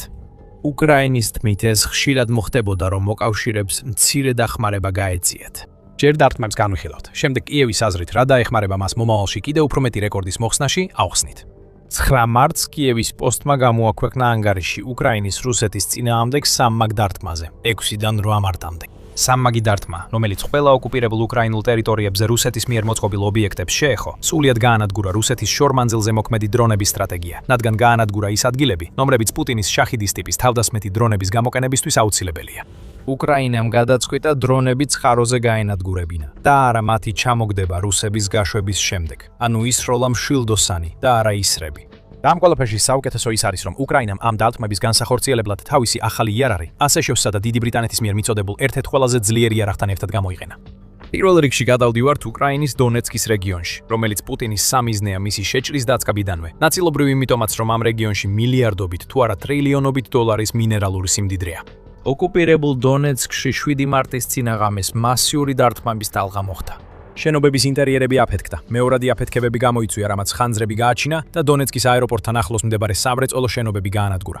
უკრაინის თავდასხმის პირველი ტალღის მიზანი იყო ობიექტები, რომლებიც უკრაინის შეიარაღებული ძალების მტკიცებით რუსეთს 2024 წლიდან მაინც შაჰიდის დრონების უკრაინაში გასაშვებად აქვს გამოყენებული. კიევ ინდეპენდენტმანს გააშუქა ეს დარტყმები. მისი თქმით, უკრაინამ ამერიკული ატაკამსის და ბრიტანეთ-საფრანგეთის Storm Shadows Scalp-ის რაკეტები გამოიყენა მიზნის გასანადგურებლად. დღეს ატაკამსისა და Scalp-ის რაკეტებმა დარტყმა მიახენეს ობიექტს დონეცკის აეროპორტის მახლობლად, რომელსაც მტერი იყენებდა შაჰიდის ტიპის დარტყმითი უპილოტო აპარატების შესანახად, მოსამზადებლად და გასაშვებად. განაცხადა უკრაინის შეიარაღებული ძალების გენერალურმა შტაბმა ტელეგრამზე და დაამატა. დარტყმა განხორციელდა უკრაინის სახმელეთო ჯარების სარაკეტო ძალებისა და артиლერიის დანაყოფების მიერ, უკრაინის საჰაერო ძალების ავიაციის კოორდინაციით. პოსტთან ახლდა ვიდეო, რომელიც როგორც ჩანს, სადაზვერვო დრონით იყო გადაღებული და ასახავდა ამ დასავლური იარავის წარმოუდგენელ ზემოქმედებას. ისვრიან, რაკეტები ეცემა. სამიზნეებისგან მხოლოდ ნანგრევები დარჩა, შავი კვამლით საშიადის. შემდეგ გავცელდა სხვა კადრები, სადაც ჩანს დანგრეული შენობები დონეცკის აეროპორტში და კიდევ მეტი კვამლით საში, თანაც დღის საათებშიც. ეს აჩვენებს, რომ რუსეთს პასუხი არ ჰქონდა უკრაინის ქმედებაზე. მისი საჰაერო თავდაცვა მარტივად იქნა გარღვეული, რამაც უკრაინას საშუალება მისცა გაენადგურებინა გაშვების ადგილი, რომელსაც რუსეთი იყენებდა უკრაინაზე დრონების შეტევების განსახორციელებლად. ნუ დააკნინებთ ასეთი დარტყმების მნიშვნელობას უკრაინის თავდაცვაში რუსეთის წინააღმდეგ. United 24 მედიამ მეორე მარტს გაავრცელა, რუსეთმა თებერვალში უკრაინაში 5059 შორმანძილზე მოქმედი დრონი გამოიყენა, რაც იანვართან შედარებით 13%-ით მეტია. 10 მარტს Business Insider-მა დაწერა, რომ ზელენსკის თქმით, უკრაინამ პუტინის შეჭრის შემდეგ 47000-ზე მეტ შაჰიდის ან მსგავსი დრონთან იბრძოლა, რომლებიც რუსეთმა ქალაქებზე, ინფრასტრუქტურასა და ჯარზე გაუშვა. ეს საშუალოდ თვეში დაახლოებით 1187 დრონს შეადგენს. თუმცა ვხედავთ, რომ რუსეთის დრონებით შეტევების მასშტაბი და ინტენსივობა განსაკუთრებით გაიზარდა 2025 წლის შუა პერიოდიდან. ამ მონაცემებიდან ჩანს უკრაინის სტრატეგია დონეცკზე პირველი დარტყმისას. გაშვების ადგილის განადგურებით, რუსეთს ნაკლები შანსი აქვს შაჰიდის დრონების გასაშვებად. Storm Shadows-ა და ატაკამის რაკეტების გამოყენება მიუთითებს ძლიერ დარტყმაზე, რის გამოც რუსეთი ობიექტებს მალევე შეაკეთებს. ეს არ ნიშნავს, რომ რუსეთს შაჰიდის დრონების გამოყენების ვარიანტი აღარ აქვს. ეს ნიშნავს, რომ პუტინის ძალებმა დაკარგეს გაშვების პუნქტი, რომელიც სამიზნეებთან უფრო ახლოს იყო, ვიდრე თითქმის ნებისმიერი სხვა, რომელიც რუსეთს აქვს. შაჰიდის დრონებს მომავალში მეტი მანძილის დაფარვა მოუწევთ და რაც უფრო მეტს იფრენენ, მით მეტი შანსია, რომ მათ გაანადგურებენ ზიანამდე. რუსეთმა აღიარა დონეცკის დარტყმა. რუსული პროპაგანდის მეთოდები საკმარისად ვიხილეთ, რომ პასუხი ვიცოდეთ. რუსეთის თავდაცვის სამინისტრომ დონეცკში შაჰიდის ყველა გაშვების პუნქტის განადგურება არ ახსენა, მიუხედავად აშკარა მტკიცებულებებისა, რომლებიც აჩვენებდა რა შეძლო უკრაინამ. სამინისტრომ აღნიშნა, რომ მათი თქმით, დონეცკზე თავდასხმის ღამეს რუსეთმა 122 უკრაინული დრონი ჩამოაგდო რამდენიმე რეგიონში. ეს რეგიონები, მათ შორის სამარა, ვოლგოგრადი და სარატოვი, ყველა დონეცკიდან ზედმეტად შორსაა იმისთვის, რომ რუსეთმა თავისი ჩვეული დრონების ნამსხვრევების საბაბი მოიყვანოს. მაგრამ ეს მაინც არ იმუშავებდა. Storm Shadows-ა და ატაკამსის რაკეტები უფრო დიდ კრატერებს ტოვებენ, ვიდრე უკრაინული დრონები. ჩვენ ვარაუდობთ, რომ როდესაც მათი მთავარი საბაბი ვერ მუშაობს, რუსეთი უბრალოდ აკეთებს ისე, თითქოს არაფერი მომხდარა. პუტინის სირაქლემაა თავი ქვიშაში ჩარგო, როცა კუდი ეწვებოდა და უკრაინას ჯერ სულაც არ ჰქონდა დასრულებული საქმე არც მასთან, არც მის ძალებთან დონეცკში. უკრაინამ კიდევ ორი დარტყმა მოამზადა. მესამემ ოკუპირებულ ტერიტორიებს ძლიერად დაარტყა. პუტინი ატირდება. უყურეთ და გეტყვით რატო. რაც შეეხება ამ სამი დარტყმიდან მეორეს, რომელიც უკრაინამ განახორციელა, შეიძლება უკვე მიხვდით, სად დაატყა უკრაინა. რადგან გითხარით, რომ პირველი დარტყმა დონეცკში თავდასხმების პირველი ტალღა იყო. შემდეგი იყო მეორე ტალღა, რომელიც ასევე დონეცკს დაემიზნა. მეორე ტალღა, რომელიც უკრაინამ 8 მარტს განახორციელა, მოიცავდა ახალ, უკრაინაში შექმნილ სპეციალურად ასეთი თავდასხმებისთვის შექმნილ იარაღს. პელიკანი აფრინდა და ქაოსი გამოიწვია ტოკმაშის ქარხანაში, ოკუპირებულ დონეცკში. აეროპორტის დასავლეთით მდებარე ეს ქარხანა, რომელიც უკრაინამ სულ რამდენიმე საათით ადრე დასავლური რაკეტებით გაანადგურა, დილის ადრეულ საათებში დაიბომბა და მასთან ერთად გაანადგურდა ტექნიკური მომსახურებისა და მასალების საცავი ობიექტები, რომლებსაც სავარაუდოდ პუტინის ძალები იყენებდნენ შაჰიდის გაშვების ადგილის მხარდასაჭერად, რომელსაც უკრაინამ მანამდე დაარტყა. კიდევ უფრო მეტი ზიანი მიადგა. ადრეულმა კადრებმა ცენტრალურ და ჩრდილოეთ რაიონებში აჩვენა, როგორ ადიოდა ასობით მეტრის სიმაღლეზე შავი კვამლი ინდუსტრიული ზონიდან, ითხოვინება კიევის პოსტი. ასევე აღნიშნავს, რომ შემთხვევის ადგილზე მყოფმა თვითხილველებმა 2 ძლიერი აფეთქების სმა გაიგეს, რაც მიუთითებს იმაზე, თუ რამდენად ძლიერი უნდა ყოფილიყო იარაღი, რომელიც უკრაინამ გამოიყენა. ეს არ იყო სტანდარტული გრძელდისტანციური დრონი თავდასხმა, რასაც უკრაინა ადრე ახორციელებდა რუსეთში და ოკუპირებულ ტერიტორიებზე. უკრაინამ ტოკმაშის გასანადგურებლად ძლიერი იარაღი გამოიყენა, რამაც მასიური ხანძარი გამოიწვია. კიევ პოსტი წერს, რომ ზოგი ამ ობიექტს შაჰიდის დრონების შესანახად მიიჩნევდა. და უკრაინა ამით არ შემოიფარგლა. 8 მარტს უკრაინამ ტოკმაშზე მეორე ძლიერი იერიში მიიტანა, რამაც პირველადი დარტყმის შემდეგ მეორადი აფეთქებები გამოიწვია. კიევ-პოსტის ცნობით, ადგილობრივის ვიდეოში ჩანს, რომ სამსართულიანი სამრეწველო შენობის ცენტრალური ნაწილი იერიშის შედეგად განადგურდა. დანგრეული ფასადი, ნანგრევები და ჩამოცვენილი ნარჩენები ძლიერ აფეთქებას შეესაბამებოდა, რომელიც დრონმა არ გამოიწვია. ის პელიკანის მიერ იყო შექმნილი. ახლავე განვიხილავთ, რატომ არის ეს ასე მნიშვნელოვანი. მაგრამ მანამდე უნდა ვთქვათ, რომ პელიკანის რაკეტების გამოყენება ყველაფერს ცვლის და სწორედ ამიტომ ვქმნით სამხედრო გადაცემას, რომ სრული სურათი გაჩვენოთ და არა მხოლოდ სათაურები. გამოიწერეთ არხი, თუ ჩვენი ვიდეოები გეხმარებათ და იყავით ინფორმირებული. პელიკანი ბალისტიკური რაკეტაა, როგორც ატაკამსი, აკამსი, ამიტომ მნიშვნელოვანია. ეს ბალისტიკური რაკეტაა, რომელიც უკრაინამ შექმნა, ამიტომ არ ექვემდებარება იმავე შეზღუდვებს, როგორც დასავლური რაკეტები. უკრაინამ Storm Shadow-ს ან ატაკამსის გამოყენებამდე ნებართვა უნდა აიღოს. პელიკანის შემთხვევაში ასე არ ხდება. როგორც კი სამიზნე გამოჩნდება, უკრაინა სწრაფად და ძლიერად უტყამს. ბევრად ადრე ვიდრე რუსეთს რაიმე წარმოდგენა ექნება, რას ელოდება. 8 მარტს ტოკმაშის ობიექტზე ეს ვნახეთ. ასე წერს Supernova Plus-ის Telegram არხი, რომელსაც კიევ-პოსტი ციტირებს და ამტკიცებს, რომ უკრაინამ F-9 პელიკანის რაკეტები დონეცკში გაუშვა, როცა რუსეთზე შაჰიდისის ინფრასტრუქტურაზე შემდგომი იერიში მიიტანა. ამ რაკეტის ძლიერი ცეცხლის ძალა უკრაინას ასეთი დათმობისთვის აუცილებელია. ერთი პელიკანს შეუძლია 850 კილოგრამამდე, ანუ 1870 ფუნტზე, ცოტა მეტი ასაფეთქებელი ნივთიერების დარება, რაც ტიპურ გრძელდისტანციურ დრონებზე ბევრად ძლიერია, რადგან მათ ცეცხლის ძალის მხოლოდ მეათედი აქვთ. პელიკანის შესახებ ცოტა რამაა ცნობილი, თუმცა United 24 მედიამ 9 მარტს უკრაინის დარტყმის შემდეგ გავრცელა, რომ ამ ახალ ბალისტიკურ რაკეტას დაახლოებით 800 კილომეტრი, ანუ 497 მილი სიშორე აქვს. ეს უფრო გრძელი სიშორეა ვიდრე Storm Shadow-სა და ატაკამსის რაკეტებს, რომლებიც უკრაინამ პირველ დათმაში გამოიყენა. და ეს მიანიშნებს იმაზე, რომ უკრაინამ ეს რაკეტა შეიმუშავა არა მხოლოდ ოკუპირებულ ტერიტორიებზე, არამედ რუსეთის შიგნით დათმის განსხვავ განსახორციელებლადაც. პელიკანი, როგორც ბალისტიკური რაკეტა, რთულად ჩასაჭერია რუსეთის საჰაერო თავდაცვითი სისტემებისთვის მისი მაღალი სიჩქარის გამო. შეიძლება ეს იყოს მიზეზი, რატომაც რუსეთმა ვერ უპასუხა უკრაინის ბალისტიკური რაკეტების თავდასხმებს. ეს შესაძლოა იმის გამო, რომ რუსეთს დონეცკში შეზღუდული საჰაერო თავდაცვა აქვს.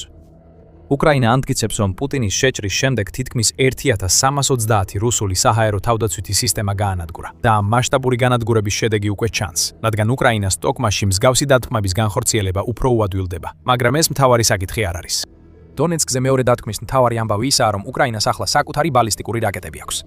და თუ რაკეტების მწარმოებელ Firepoints დაუჯერებთ, ეს ბალისტიკური რაკეტაა, რომელსაც შეუძლია მოსკოვამდე მიაღწიოს.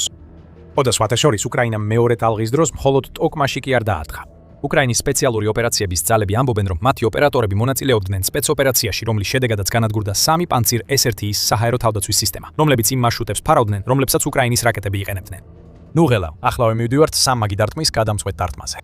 მანამდე მიმოს ხომ არ უნდა გამოიცნოს, როგორ აღიარა რუსეთმა უკრაინის მეორე იერიში, შაჰიდის ობიექტებზე 24 საათზე ნაკლებ დროში. თუ უპასუხეთ, რომ არ აღიარა, გიულცათ. რუსეთის თავდაცვის სამინისტროს მხოლოდ სუსტი განცხადების გაკეთება შეეძლო. თითქოს დონეცკის, ყირიმის, ვოლგოგრადის, კალუვისა და კრასნოდარის თავზე უკრაინის მინიმუმ 114 დრონი ჩამოაგდო. რუსეთი ამტკიცებს, რომ გაანადგურა უკრაინული თვითმფრინავები თავდასხმების დროს, თუმცა ამას დამოუკიდებელი წყაროები არ ადასტურებენ. დიდი ალბათობით რუსეთმა არც ერთ თვითმფრინავს არ მოხვედრია. ის შაჰიდის ნამსხვრევებით იყო დაკავებული, ვერ მოასწრებდა ასეთ რამეს. ეს არის უკრაინული შეტევების კომბინაციის მესამე ნაწილი. უკვე მივეცით მინიშნებები, სად მოხდა დარტყმა. უკრაინამ სამიზნედ ნოოზერნაიჰო ოკუპირებულ ყირიმში, როცა დონეცკში შაჰიდის ობიექტებს ანადგურებდა. უკრაინამ სოფლის მახლობლად საზღვაო პორტზე დაარტყა, გაანადგურა საპატრულო ნავი, რაც შავი ზღვის ფლოტისთვის კიდევ ერთი დარტყმა, რომელმაც ვერ შეძლო თავისი ზღვის კონტროლი. მაგრამ კიდევ უფრო მნიშვნელოვანია ის, რომ უკრაინამ დაარტყა კიროვსკის აეროდრომს, რომელსაც რუსეთის ძალები იყენებდნენ ორიონის მძიმე დარტყმის დრონების უკრაინაზე გასაშვებად. საერთო ჯამში უკრაინამ გაანადგურა ან ძლიერი დრონების 4 საკონტროლო სადგური ყირიმზე თავდასხმისას. ასევე დაარტყა თავად გაშვების ადგილს, იუწება კიევის პოსტი. დონეცკში ვნახეთ, რომ უკრაინამ ყირიმში ორჯერ დაარტყა. 6 მარტს კიევის ინდეპენდენტმა გაავრცელა, რომ უკრაინის შორმანძილზე მოქმედმა დრონებმა დაარტყეს ეუპატორიას საავიაციო სარემონტო ქარხნის სახელოსნოებს. ჯანკოიში, ყირიმის ჩრდილოეთში, 2 ფანცირეს 2 საჰაერო თავდაცვის სისტემა დაარტყეს. აქ უკვე ვიწყებთ გარკვეული კანონზომიერების დანახვას. იგივე სცენარი განვითარდა დონეცკშიც. უკრაინა ანადგურებს საჰაერო თავდაცვის სისტემებს იმ ადგილებთან ახლოს, სადაც სურს დარტყმა მიაყენოს. როგორც კი ეს სისტემები გამორთულია და უკრაინისთვის საჭირო უსაფრთხო საჰაერო კორიდორები იქნება, რაკეტები და ძლიერი დრონები იწყებენ ფრენას. ამ მიდგომამ უკრაინას ბოლო დღეებში 3 თავდასხმის განხორციელება შეძლო. უკრაინა რუსეთს მილიონობით დოლარის საჰაერო თავდაცვის სისტემებს აკარგვინებს და დარტყმებით რუსეთის შორმანძილზე დარტყმის სტრატეგიას აკოჭლებს. შაჰიდისა და ორიონის დრონები აღარ დაფრინავენ, რადგან მათი გაშვების ადგილები კვალშია. ეს ნიშნავს ნაკლებ ზეწოლას უკრაინის დამცველებზე, ხოლო ნაკლები ზეწოლა იმას ნიშნავს, რომ ამ დამცველებს შეუძლიათ ყურადღება გაამახვილონ რუსეთის ჯარისკაცებთან ადგილზე გამკლავების მნიშვნელოვან ამოცანაზე. ეს თავისთავად საკმარისი მიზეზი იქნებოდა, რომ უკრაინას ეს სამი დარტყმა განეხორციელებინა. ყველაფერი, რასაც ქვეყანა შეძლებს, რათა შეამციროს პუტინის ბარბაროსული ძალების გრძელდისტანციური დრონების საფრთხე, სასარგებლოა უკრაინისთვის. ის რომ მინიმუმ ერთი დარტყმა უკრაინაში დამზადებული ბალისტიკური რაკეტით განხორციელდა, აჩვენებს, რომ ქვეყანა დამოუკიდებლად ემზადება გრძელდისტანციური სტრატეგიისთვის და რუსეთს იმაზე ძლიერად დაარტყამს, ვიდრე ოდესმე ადრე დაუთრამს. საინტერესოა კიდევ ერთი ფაქტი უკრაინის ბოლო ჰედ-ტრიკის შესახებ. ეს უკავშირდება დასავლურ რაკეტებს, რომლებიც უკრაინამ გამოიყენა, აცხადებს Kyiv Post-ი. მაშინ თქვამია, რომ შეტევები ატაკამსით და Storm Shadow-ი იყო პირველი შემთხვევა, როდესაც უკრაინის შეიარაღებულმა ძალებმა განაცხადეს, რომ ბრიტანული Storm Shadow-ი და ამერიკული ATACMS გამოიყენეს ერთობლივ შეტევაში. სხვა სიტყვებით, უკრაინამ ეს იარაღები ადრე დამოუკიდებლად გამოიყენა სხვადასხვა მიზნისთვის. ამჯერად უკრაინამ დასავლური რაკეტები შორმანძილზე მოქმედ დრონებთან ერთად უფრო რთულ შეტევაში გამოიყენა, რაც რუსეთმა შაჰიდის და რაკეტების ერთობლივი დარტყმებითაც სცადა. შეიძლება რუსეთის თავდაცვის სამინისტრო სწორად ამბობს ასობით დრონის ჩამოგდებაზე, როცა უკრაინის რაკეტებმა მიზნებს მიაღწიეს. შესაძლოა დრონები რუსეთის საჰაერო თავდაცვის შესაცდენად და ყურადღების სხვა მიმართულებით გადასატანად გაუშვეს, ვიდრე იმ რაკეტების მარშრუტებზე, რომლებიც ოკუპირებულ დონეცკსა და ტირიმში მნიშვნელოვან ობიექტებს ესროდნენ. თუმცა ეს მხოლოდ ვარაუდია. მაგრამ პუტინი და მისი გარემოცვა აუცილებელ დასვამენ კითხვებს, თუ როგორ მოხდა ეს ყველაფერი და რატომ ვერ შეძლო რუსეთმა უკრაინის არც ერთი რაკეტის შეჩერება. რაც შეეხება იმას, თუ რას უმზადებს მომავალი უკრაინას, შეიძლება გახსოვდეთ, რომ გითხარით, აგიხსნიდით, რასთვის უკრაინა საჭიროთ, რათა მომავალში კიდევ უფრო მეტი რეკორდი დაამყაროს თავისი შორმანძილზე დარტყმებით. უკრაინამ ეს უკვე რამდენჯერმე აღნიშნა. მეტი დასავლური რაკეტა ნიშნავს რუსეთის უფრო მეტი საკვანძო სამხედრო ობიექტის განადგურებას. 6-დან 8 მარტამდე უკრაინის ქმედებები მხოლოდ მცირე მაგალითია იმ ტკივილისა, რაც შეუძლია პუტინსა და მის არმიას მიაყენოს შეზღუდვების მოხსნის შემთხვევაში. მეტი რაკეტა და დასავლური იარაღით დარტყმებზე შეზღუდვების მოხსნა უკრაინას საშუალებას მისცემს, რომ Storm Shadow-სა და ATACMS-ის მსგავსი რაკეტები მხოლოდ ზიანის მომტანად კი არ დარჩეს, არამედ თამაშის შემსრულებად იქცეს.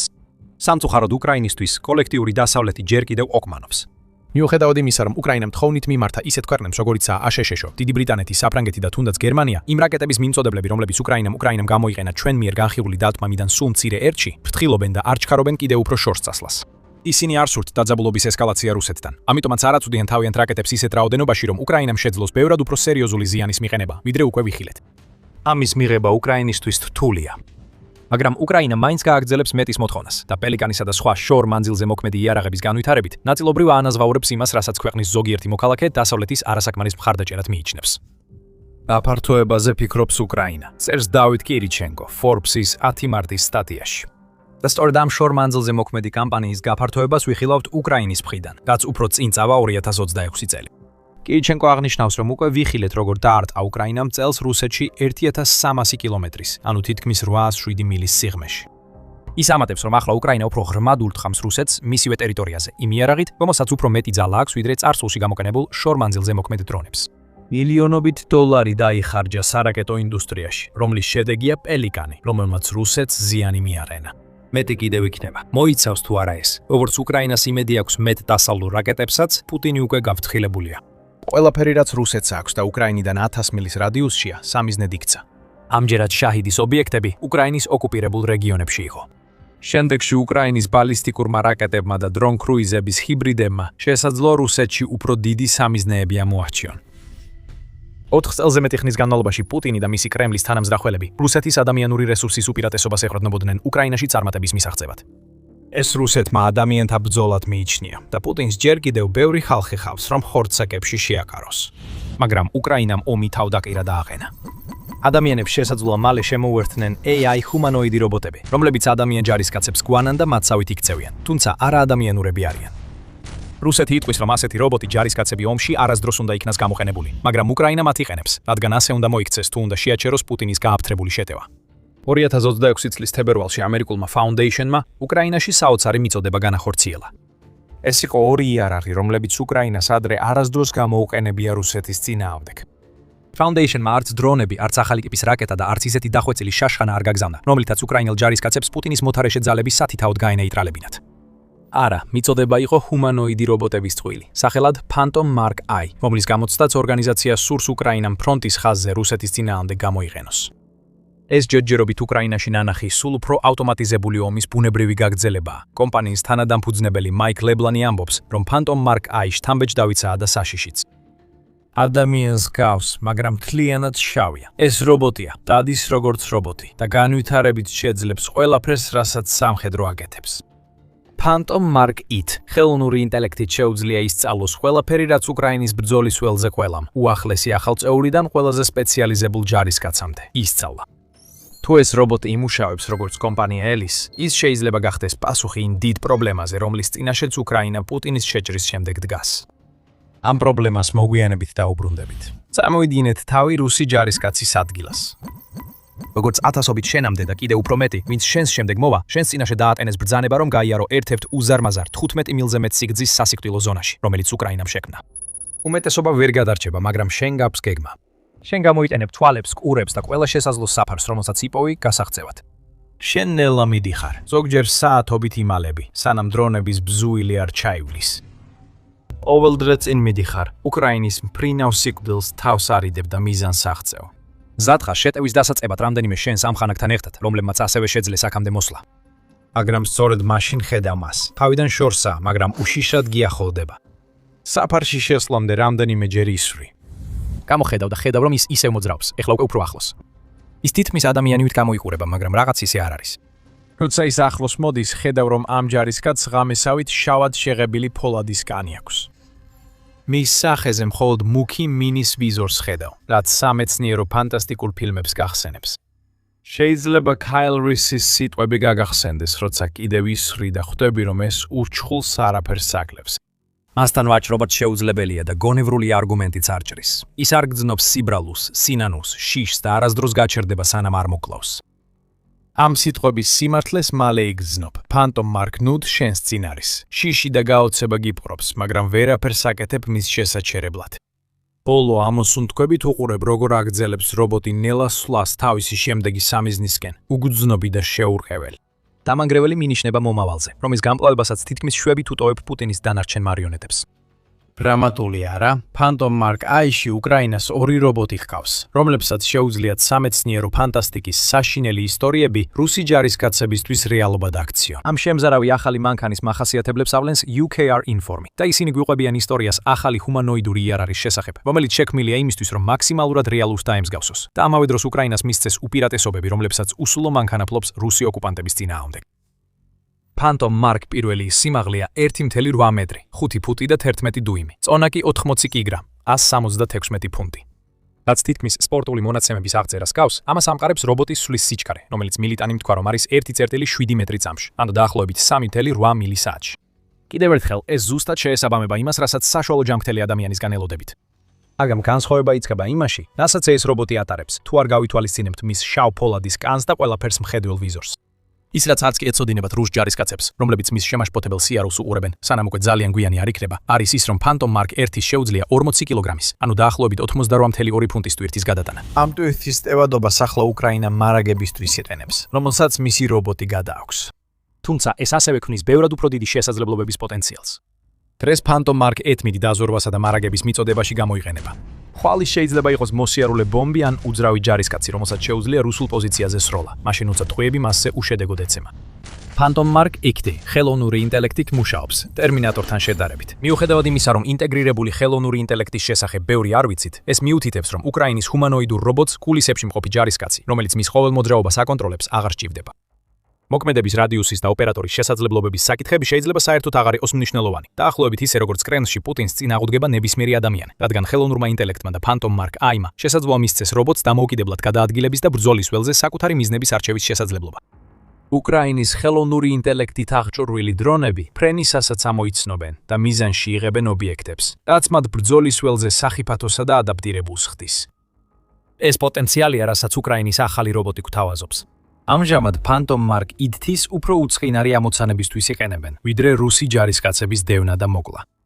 რობოტს, რომელიც ჯერ ტესტირების დასაწყისშია, უკვე იყენებენ მარაგების მისატანად, ან შორიდან დაზვერვისთვის, რაც მიანიშნებს, რომ მის ვიზორს შეუძლია გაცილებით მეტი დაინახოს, ვიდრე საშუალო ჯარისკაცს. უკრაინა ამ რობოტს რეალურ პირობებში ცდის, ხოლო მსოფლიოში ტესტირება და დახვეწა გრძელდება. Foundation-მა თქვა, რომ მიიღო 24 მილიონი დოლარის კონტრაქტები აშშ-ს საზღვაო ფლოტის, საჰაერო ძალებისა და არმიისგან. ფანტომი ტესტირებას გადის ქარხნებსა და ნავსადგურებში, ატლანტადან სინგაპურამდე და მალე აშშ-ს საზღვაო ქვეითებთანაც დაიწყებს ტესტირებას, სადაც ამ ახალ რობოტს ასაფეთქებლების დაყენებას ასწავლიან, რაც მათ ობიექტების უსაფრთხოდ გარღვევაში დაეხმარებათ. ეს შესაძლებლობები და სხვა ბევრი შესაძლებელია Phantom Mark I-ის მომავალში იყოს. რობოტის ხელოვნური ინტელექტი, რომელიც პროგრამულ კომპონენტსაც მოიცავს, შეიძლება შეერთდეს და განახლდეს, როგორც ნებისმიერი კომპიუტერული მოწყობილობა სახლში. წარმოიდგინეთ, ერთ დღეს უკრაინა თავის რობოტს პროგრამული უზრუნველყოფის განახლებას ჩამოტვირთავს და წამში Phantom Mark I პატრულირებისა და მარაგების გადატანის უნარიდან რუსული პოზიციების გარღვევის შესაძლებლობას მიიღებს. ეს ტერმინატორის სცენარს იმაზე ნაკლებად გავს ვიდრე გვეგონა. ეს ყველაფერი უფრო მატრიცის ნეოს ემსგავსება. უკრაინას აქვს მიზეზები, რომ ეს ცადოს. მალე განვიხილავთ ამ მიზეზებს და მორალურ ასპექტებს, თუ როგორ იყენებს უკრაინა იმას, რომელიც რუსეთის აზრით ომში არასოდეს უნდა გამოიყენო. მაგრამ სანამ ამას გავაკეთებთ, შეგახსენებთ, რომ თქვენ უყურებთ სამხედრო შოუს. ამაზე ბევრად მეტი გვაქვს თქვენთვის, ასე რომ გამოიწერეთ არხი, რომ არც ერთი ვიდეო არ გამოგრჩეთ. ადრე ვახსენეთ ლებლანის კომენტარები უკრაინის ავტომატიზაციის საჭიროებაზე.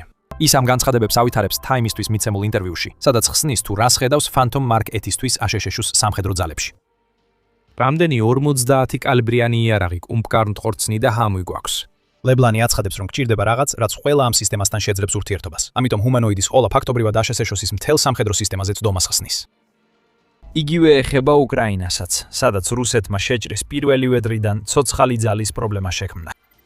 პუტინს ყოველთვის უფრო მეტი ჯარისკაცი ხავდა განკარგულებაში ვიდრე უკრაინას. მაგრამ 4 წლიანი ბრძოლის შემდეგ და მიუხედავად იმისა, რომ უკრაინამ შთამბეჭდავად შეძლო 1.287.000 და კიდევ მეტი რუსი ჯარისკაცის გამოთიშვა, უკრაინა ნამდვილად იწყებს ცოცხალი ძალის დეფიციტის მძაფრად შეგრძნებას. რადიო თავისუფლება. რადიო თავისუფალი ევროპის ცნობით, 2025 წლის დეკემბერში უკრაინაში მუშახელის დეფიციტია, რადგან პუტინის ძალებთან ბრძოლამ ქარხნები და ფერმები გააცარიელა. 6-დან 7 მილიონამდე უკრაინელმა ქვეყანა დატოვა, რათა ომში არ გაეწიათ. საერთაშორისო შრომის ორგანიზაციის თქმით, უკრაინაში მხოლოდ 1.6 მილიონი სამუშაო ასაკის ზრდასრული დარჩა, რომელთა უმეტესობა ქალებია. მონაცემების სიზუსტე სადავოა, მაგრამ უკრაინამ უნდა იპოვოს გზა, როგორ გაუმკლავდეს იმ პრობლემას, რომელსაც მასზე დაახლოებით 4-ჯერ უფრო მრავალრიცხოვან ქვეყანასთან ბრძოლა ქმნის. Kiev Independent-მა 6 იანვარს აღნიშნა, რომ ადამიანური რესურსის ეფექტური გამოყენება განსაზღვრავს უკრაინის ომის გამარჯვებულს 2026 წლის ბოლოსთვის. რუსეთს სჭირდება უფრო გონიერი გზების პოვნა უპირატესობის გამოსაკენებლად, ვიდრე მასობრივი ძალების გაგზავნა ფრონტზე. უკრაინა მაქსიმალურად ეფექტურად უნდა გამოიყენოს ადამიანური რესურსი, სანამ სტრატეგიას შეცვლის და ტექნიკაზე გაამახვილებს ყურადღებას. აქ ჩნდება Phantom Mark I და სხვა იარაღები. უკრაინას ახლა მხოლოდ 2 ჰუმანოიდი რობოტი აქვს, თუმცა ისინი უკრაინის არმიის რობოტიზაციის ფართო მცდელობის ნაწილია, რაც პუტინის შეჭრისას არავის წარმოედგინა. BBC-ის 7 მარტის სტატიაში აღწერილია, როგორ შექმნა უკრაინამ რობოტების არმია, რომელსაც ახლაც იყენებს რუსეთის წინსვლის შესაჩერებლად. სადაზვერო და FPV დრონები მუდმივად პატრულირებენ საბრძოლო ზონებს და პუტინის ძალებს ეძებენ. უკრაინის უპილოტო ზედაპირული აპარატები რუსეთის შავი ზღვის ფლოტში ქაოსს ქმნიან და უკრაინას წესით მიუწვდომელ წყალზე მოძრავ სამსამიზნეებზე დათმის შესაძლებლობას აძლევენ.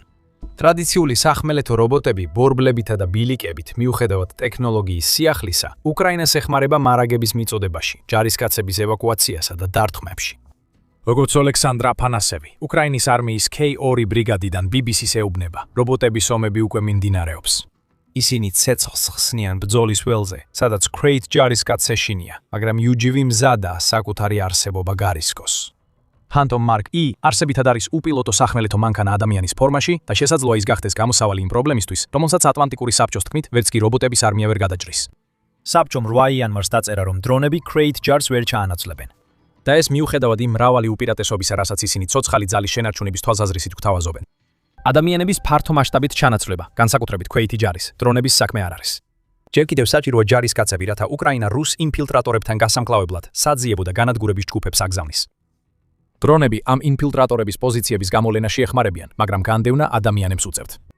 შეიძლება თუ არა, რომ Phantom Mark I-მა ყველაფერი ეს შეცვალოს, როცა თავის პოტენციალს სულად გამოავლენს.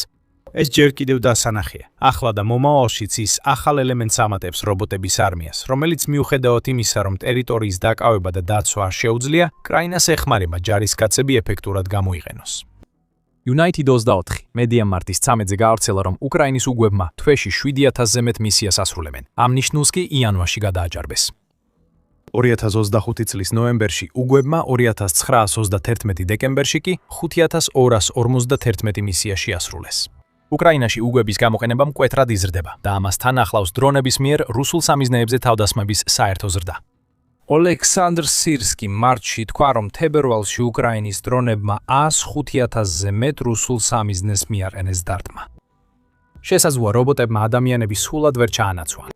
უკრაინის დრონები და ექსპერიმენტული ჰუმანოიდი რობოტები მნიშვნელოვნად ეხმარება ქვეყანას რუსი ჯარისკაცებისა და ტექნიკის შემცირებაში და მნიშვნელოვანი ტერიტორიების დაბრუნებაში. მაგრამ ეხლა გადავდივართ თემაზე, რომელიც მომავალს ეხება. უკრაინამ ბრძოლის ველზე ჰუმანოიდი რობოტები გამოიყენა, მაგრამ მთავარი კითხვა რჩება, უნდა გაეკეთებინა ეს. ამჟამად ეს რობოტები, მიუხედავად იმისა, რომ იდეით საშიშად გამოიყურებიან, გამოიყენება დაზვერვისა და მომარაგების მისიისთვის. ორივე შედარებით უწყინარი საქმიანობაა, რაც შეიძლება დაგაფიქრებინოთ. რატო უნდა დაესვას ვინმეს კითხვა მათი გამოყენების მორალურობაზე საერთოდ? ჩვენ უკვე განვიხილეთ ლებლანის განცხადებები, რომ ეს რობოტები შეძლებენ ქვით ჯარი ყველა დავალების შესრულებას, მათ შორის ჯარისკაცების მოკლასაც. აქ იწყება კითხვები. ესენი არიან რობოტები ტკივილისა და შიშის გარეშე. მათ არ სჭირდება თქოება ისე როგორც ადამიანს და ისინი მოკლავენ უყოყმანად. დიახ, არის ტექნიკური შეზღუდვებიც და პრაქტიკული გამოყენებისთან დაკავშირებული შეშფოთებებიც. მაგალითად, ჯერ უცნობია, რამდენ საბრძოლო მონაცემს ინახავს Phantom Mark I. და იმის პერსპექტივა, რომ ერთ-ერთი მათგანი რუსეთის ძალებმა ჩაიგდონ ხელში, აჩენს შეშფოთებას იმასთან დაკავშირებით, თუ როგორ შეიძლება მხოლოდ ერთი ასეთი რობოტი საკმარისი იყოს იმისთვის, რომ ტექნოლოგია, რომელიც რუსეთს არავითარ შემთხვევაში არ უნდა კონდეს, კრემლის ხელში აღმოჩნდეს. ეს პრაქტიკული შეშფოთებებია და არა მორალური და შეიძლება მოგვარდეს გამორთვის მექანიზმის დანერგვით, რომელიც გააქტიურდება თუ Phantom Mark I კომპრომეტირდება. ნიშნულოვნად უფრო საინტერესოა კითხვა, უნდა გამოიყენოს თუ არა უკრაინამ ეს რობოტები ჰუმანისტური თვალსაზრისით. უკრაინა და მოკავშირეები მიიჩნევენ, რომ უნდა გამოიყენონ ეს რობოტები, თუ თავიანთ საბრძოლო პოტენციალს სრულად გამოავლენენ, ისინი უგრძნობი, უშიშარი და სინანულის უუნაროები იქნებიან. ამ თვისებებიდან რამდენიმეც პუტინსაც შეიძლება მიეწეროს. თუმცა პუტინი ნამდვილად გრძნობს შიშს. მას როგორც ჩანს ნაკლებად ანაღლებს მილიონობით სიცოცხლე, რომელიც მისმა შეშლილმა მცდელობამ უკრაინის დაპყრობისა თავდაყირა დააყენა, ან სულიად გაანადგურა. უგრძნობი მანქანა ალბათ დიქტატორთან და მის მიერ მოტანე უნგრევასთან გასამკლავებლად საუკეთესო საშუალებაა. ჟურნალი Time ასევე არნიშნავს საინტერესო საკითხს, რომ შეიძლება იდაუკიდეთ, რომ რობოტების გამოყენება მორალური არჩევანია, სულ მცირე უკრაინის თვალსაზრისით. ალტერნატივა არის მთელი თაობის ტრავმირება, რომელთაგან ზოგი ჯერ გვიანი თინეიჯერული ასაკიდანაც კი არ არის გამოსული. მთელი ცხოვრების განმავლობაში, იმ საშინელებებთან შეჯახებით, რაც პუტინის შეჭრამ გამოიწვია. რობოტის უგრძნობლობა აქტივად იქცევა ფსიქიკური ჯანმრთელობის კრიზისის ფონზე, რომელიც უკრაინასა და რუსეთს ამ ომის შემდეგ ელოდება. თუ ისეთი ტექნოლოგია, როგორიცაა Phantom Mark I, უკრაინის ზოგიერთ ადამიანს პუტინის შეჭრის ტკივილის თავიდან აცილებაში დაეხმარება. რატო არ უნდა გამოიყენოს უკრაინამ იგი? ამ არგუმენტს რამდენიმე საწინააღმდეგო მხარე აქვს. ერთ-ერთი მათგანია ის ფაქტი, რომ Phantom Mark I იყენებს ხელოვნურ ინტელექტს, რადგან ჰალუცინაციები და მონაცემების არასწორი გამოყენება ორივე პრობლემაა, რომელსაც უკრაინამ შეიძლება შეეჯახოს.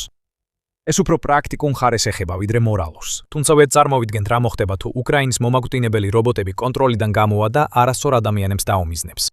შემაშფოთებელია, რომ ასეთი რობოტების ფართო გამოყენებამ ომის დაწყების ბარიერები შეიძლება შეამციროს, როგორც ჟურნალ Time წერს. თუ ფრონტის ხაზზე ჯარისკაცები აღარ იღუპებიან, მაშინ ომი შეიძლება იმდენად დეჰუმანიზდეს, რომ ერთადერთი მნიშვნელოვანი ფაქტორი გამოყენებული ტექნოლოგია გახდეს. გამჭვირვალობის ნაკლებობა ამ ტექნოლოგიის გამოყენებაში ასევე პრობლემაა და ეს საკითხი ვერ გადაწყდება, რადგან ნებისმიერი მხარე, რომელიც მომავალი თაობის რობოტ ჯარისკაცებს გამოიყენებს, ეცდება თავისი ტექნოლოგია საიდუმლოდ შეინახოს. წარმოიდგინე სამყარო, სადაც პუტინი რუსეთის უკრაინასთან შედარებით გაცილებით დიდ ფინანსურ ძალას რობოტ უმკლავზე მიმართავს. უკრაინა აღმოჩნდებოდა მსგავს მდგომარეობაში, როგორშიც ახლა, უბრალოდ ადამიანების გაგზავნის შესაძლებლობის გარეშე, რომლებიც რობოტებს შეებრძოლებოდნენ. რა თქმა უნდა, ეს ყველაფერი მხოლოდ ვარაუდია და ამ ეტაპზე მიუხედავად იმისა, რომ Phantom Mark ნედიშ თამბეჭდავია, ის არც იმდენად განვითარებულია და არც იმდენად ბევრია, რომ ასეთი სცენარი შექმნას. ზოგ შეიძლება ჰკითხოს, ნიშნავს თუ არა მისი გამოყენება ომის მომავალს, რომელიც აჭარბებს დღევანდელ უკრაინის საშინელებებს. შეიძლება ასეც არის, მაგრამ უკრაინისთვის ავტომატიზაციასა და რობოტიკაზე დამოკიდებულება აუცილებელია. უკრაინა მის გარეშე ამდენ ხანს ვერ გაძლევდა რუსეთის წინააღმდეგ. უკრაინაც მზადაა გახდეს ამ ტიპის ტექნოლოგიის საცდელი პოლიგონი, როგორც ეს ხდება Phantom Mark I-ის შემთხვევაში, რაც კიდევ უფრო მეტ კითხვას აჩენს იმის შესახებ, გამოიყენება თუ არა ქვეყანა უფრო მდიდარი დასავლური სახელმწიფოების მიერ, რომლებიც ამ ტექნოლოგიას აწვდიან, მაგრამ არ აწვდიან იმ იარაღს, რაც უკრაინას სჭირდება რუსეთის აგრესიასთან საბრძოლველად. ლებლანის აზრით, ომის ტექნოლოგიურ შეჯიბრებად ქცევა ცუდი არ არის. დროიდების ბრძოლები, თავზემფრენი დრონები κτით და ერთმანეთისკენ მიმავალი ჰუმანოიდები ეკონომიკურ კონფლიქტად იქცევა. ის ამბობს, ეს ყველაფერი უკეთესობისკენ არის. ახლა თუ მომავალში ეთიკურ საკითხებზე რამდენიც უნდა ვინერვიულოთ, ეს არ ცვლის ადგილზე არსებულ მდგომარეობას. Phantom Mark I-დენ უკრაინაშია. ეს ომში ისტორიული პირველი შემთხვევაა, რადგან ნელ-ნელა სრულად ავტომატიზებული ომისკენ მივდივართ. შესაძლოა Phantom Mark I-მა უკრაინას კიდევ უფრო დააჩქაროს გამარჯვებისკენ მიმავალი გზა, რომელიც უფრო და უფრო რეალური ხდება, რადგან მისი დრონები რუსეთს ანადგურებს. რუსეთის ბრძოლის ველის ქსელში კრიტიკული სისუსტეებია, რომლებსაც უკრაინა ახლა იყენებს და ჩვენს ვიდეოში ვხსნით, რა არის ეს სისუსტეები და როგორ იყენებს მათ უკრაინა თავის სასარგებლოდ. თუ გსურთ მეტი გაიგოთ, შემდეგ ნახეთ ეს ვიდეო და არ დაგავიწყდეთ გამოიწეროთ Military Show, რომ არ გამოგჩეთ ჩვენი რეპორტაჟები უკრაინის საბრძოლო ველზე, უახლესი ტექნოლოგიური ინოვაციების შესახებ. და როგორც ყოველთვის, მადლობას გიხდით ყურებისთვის.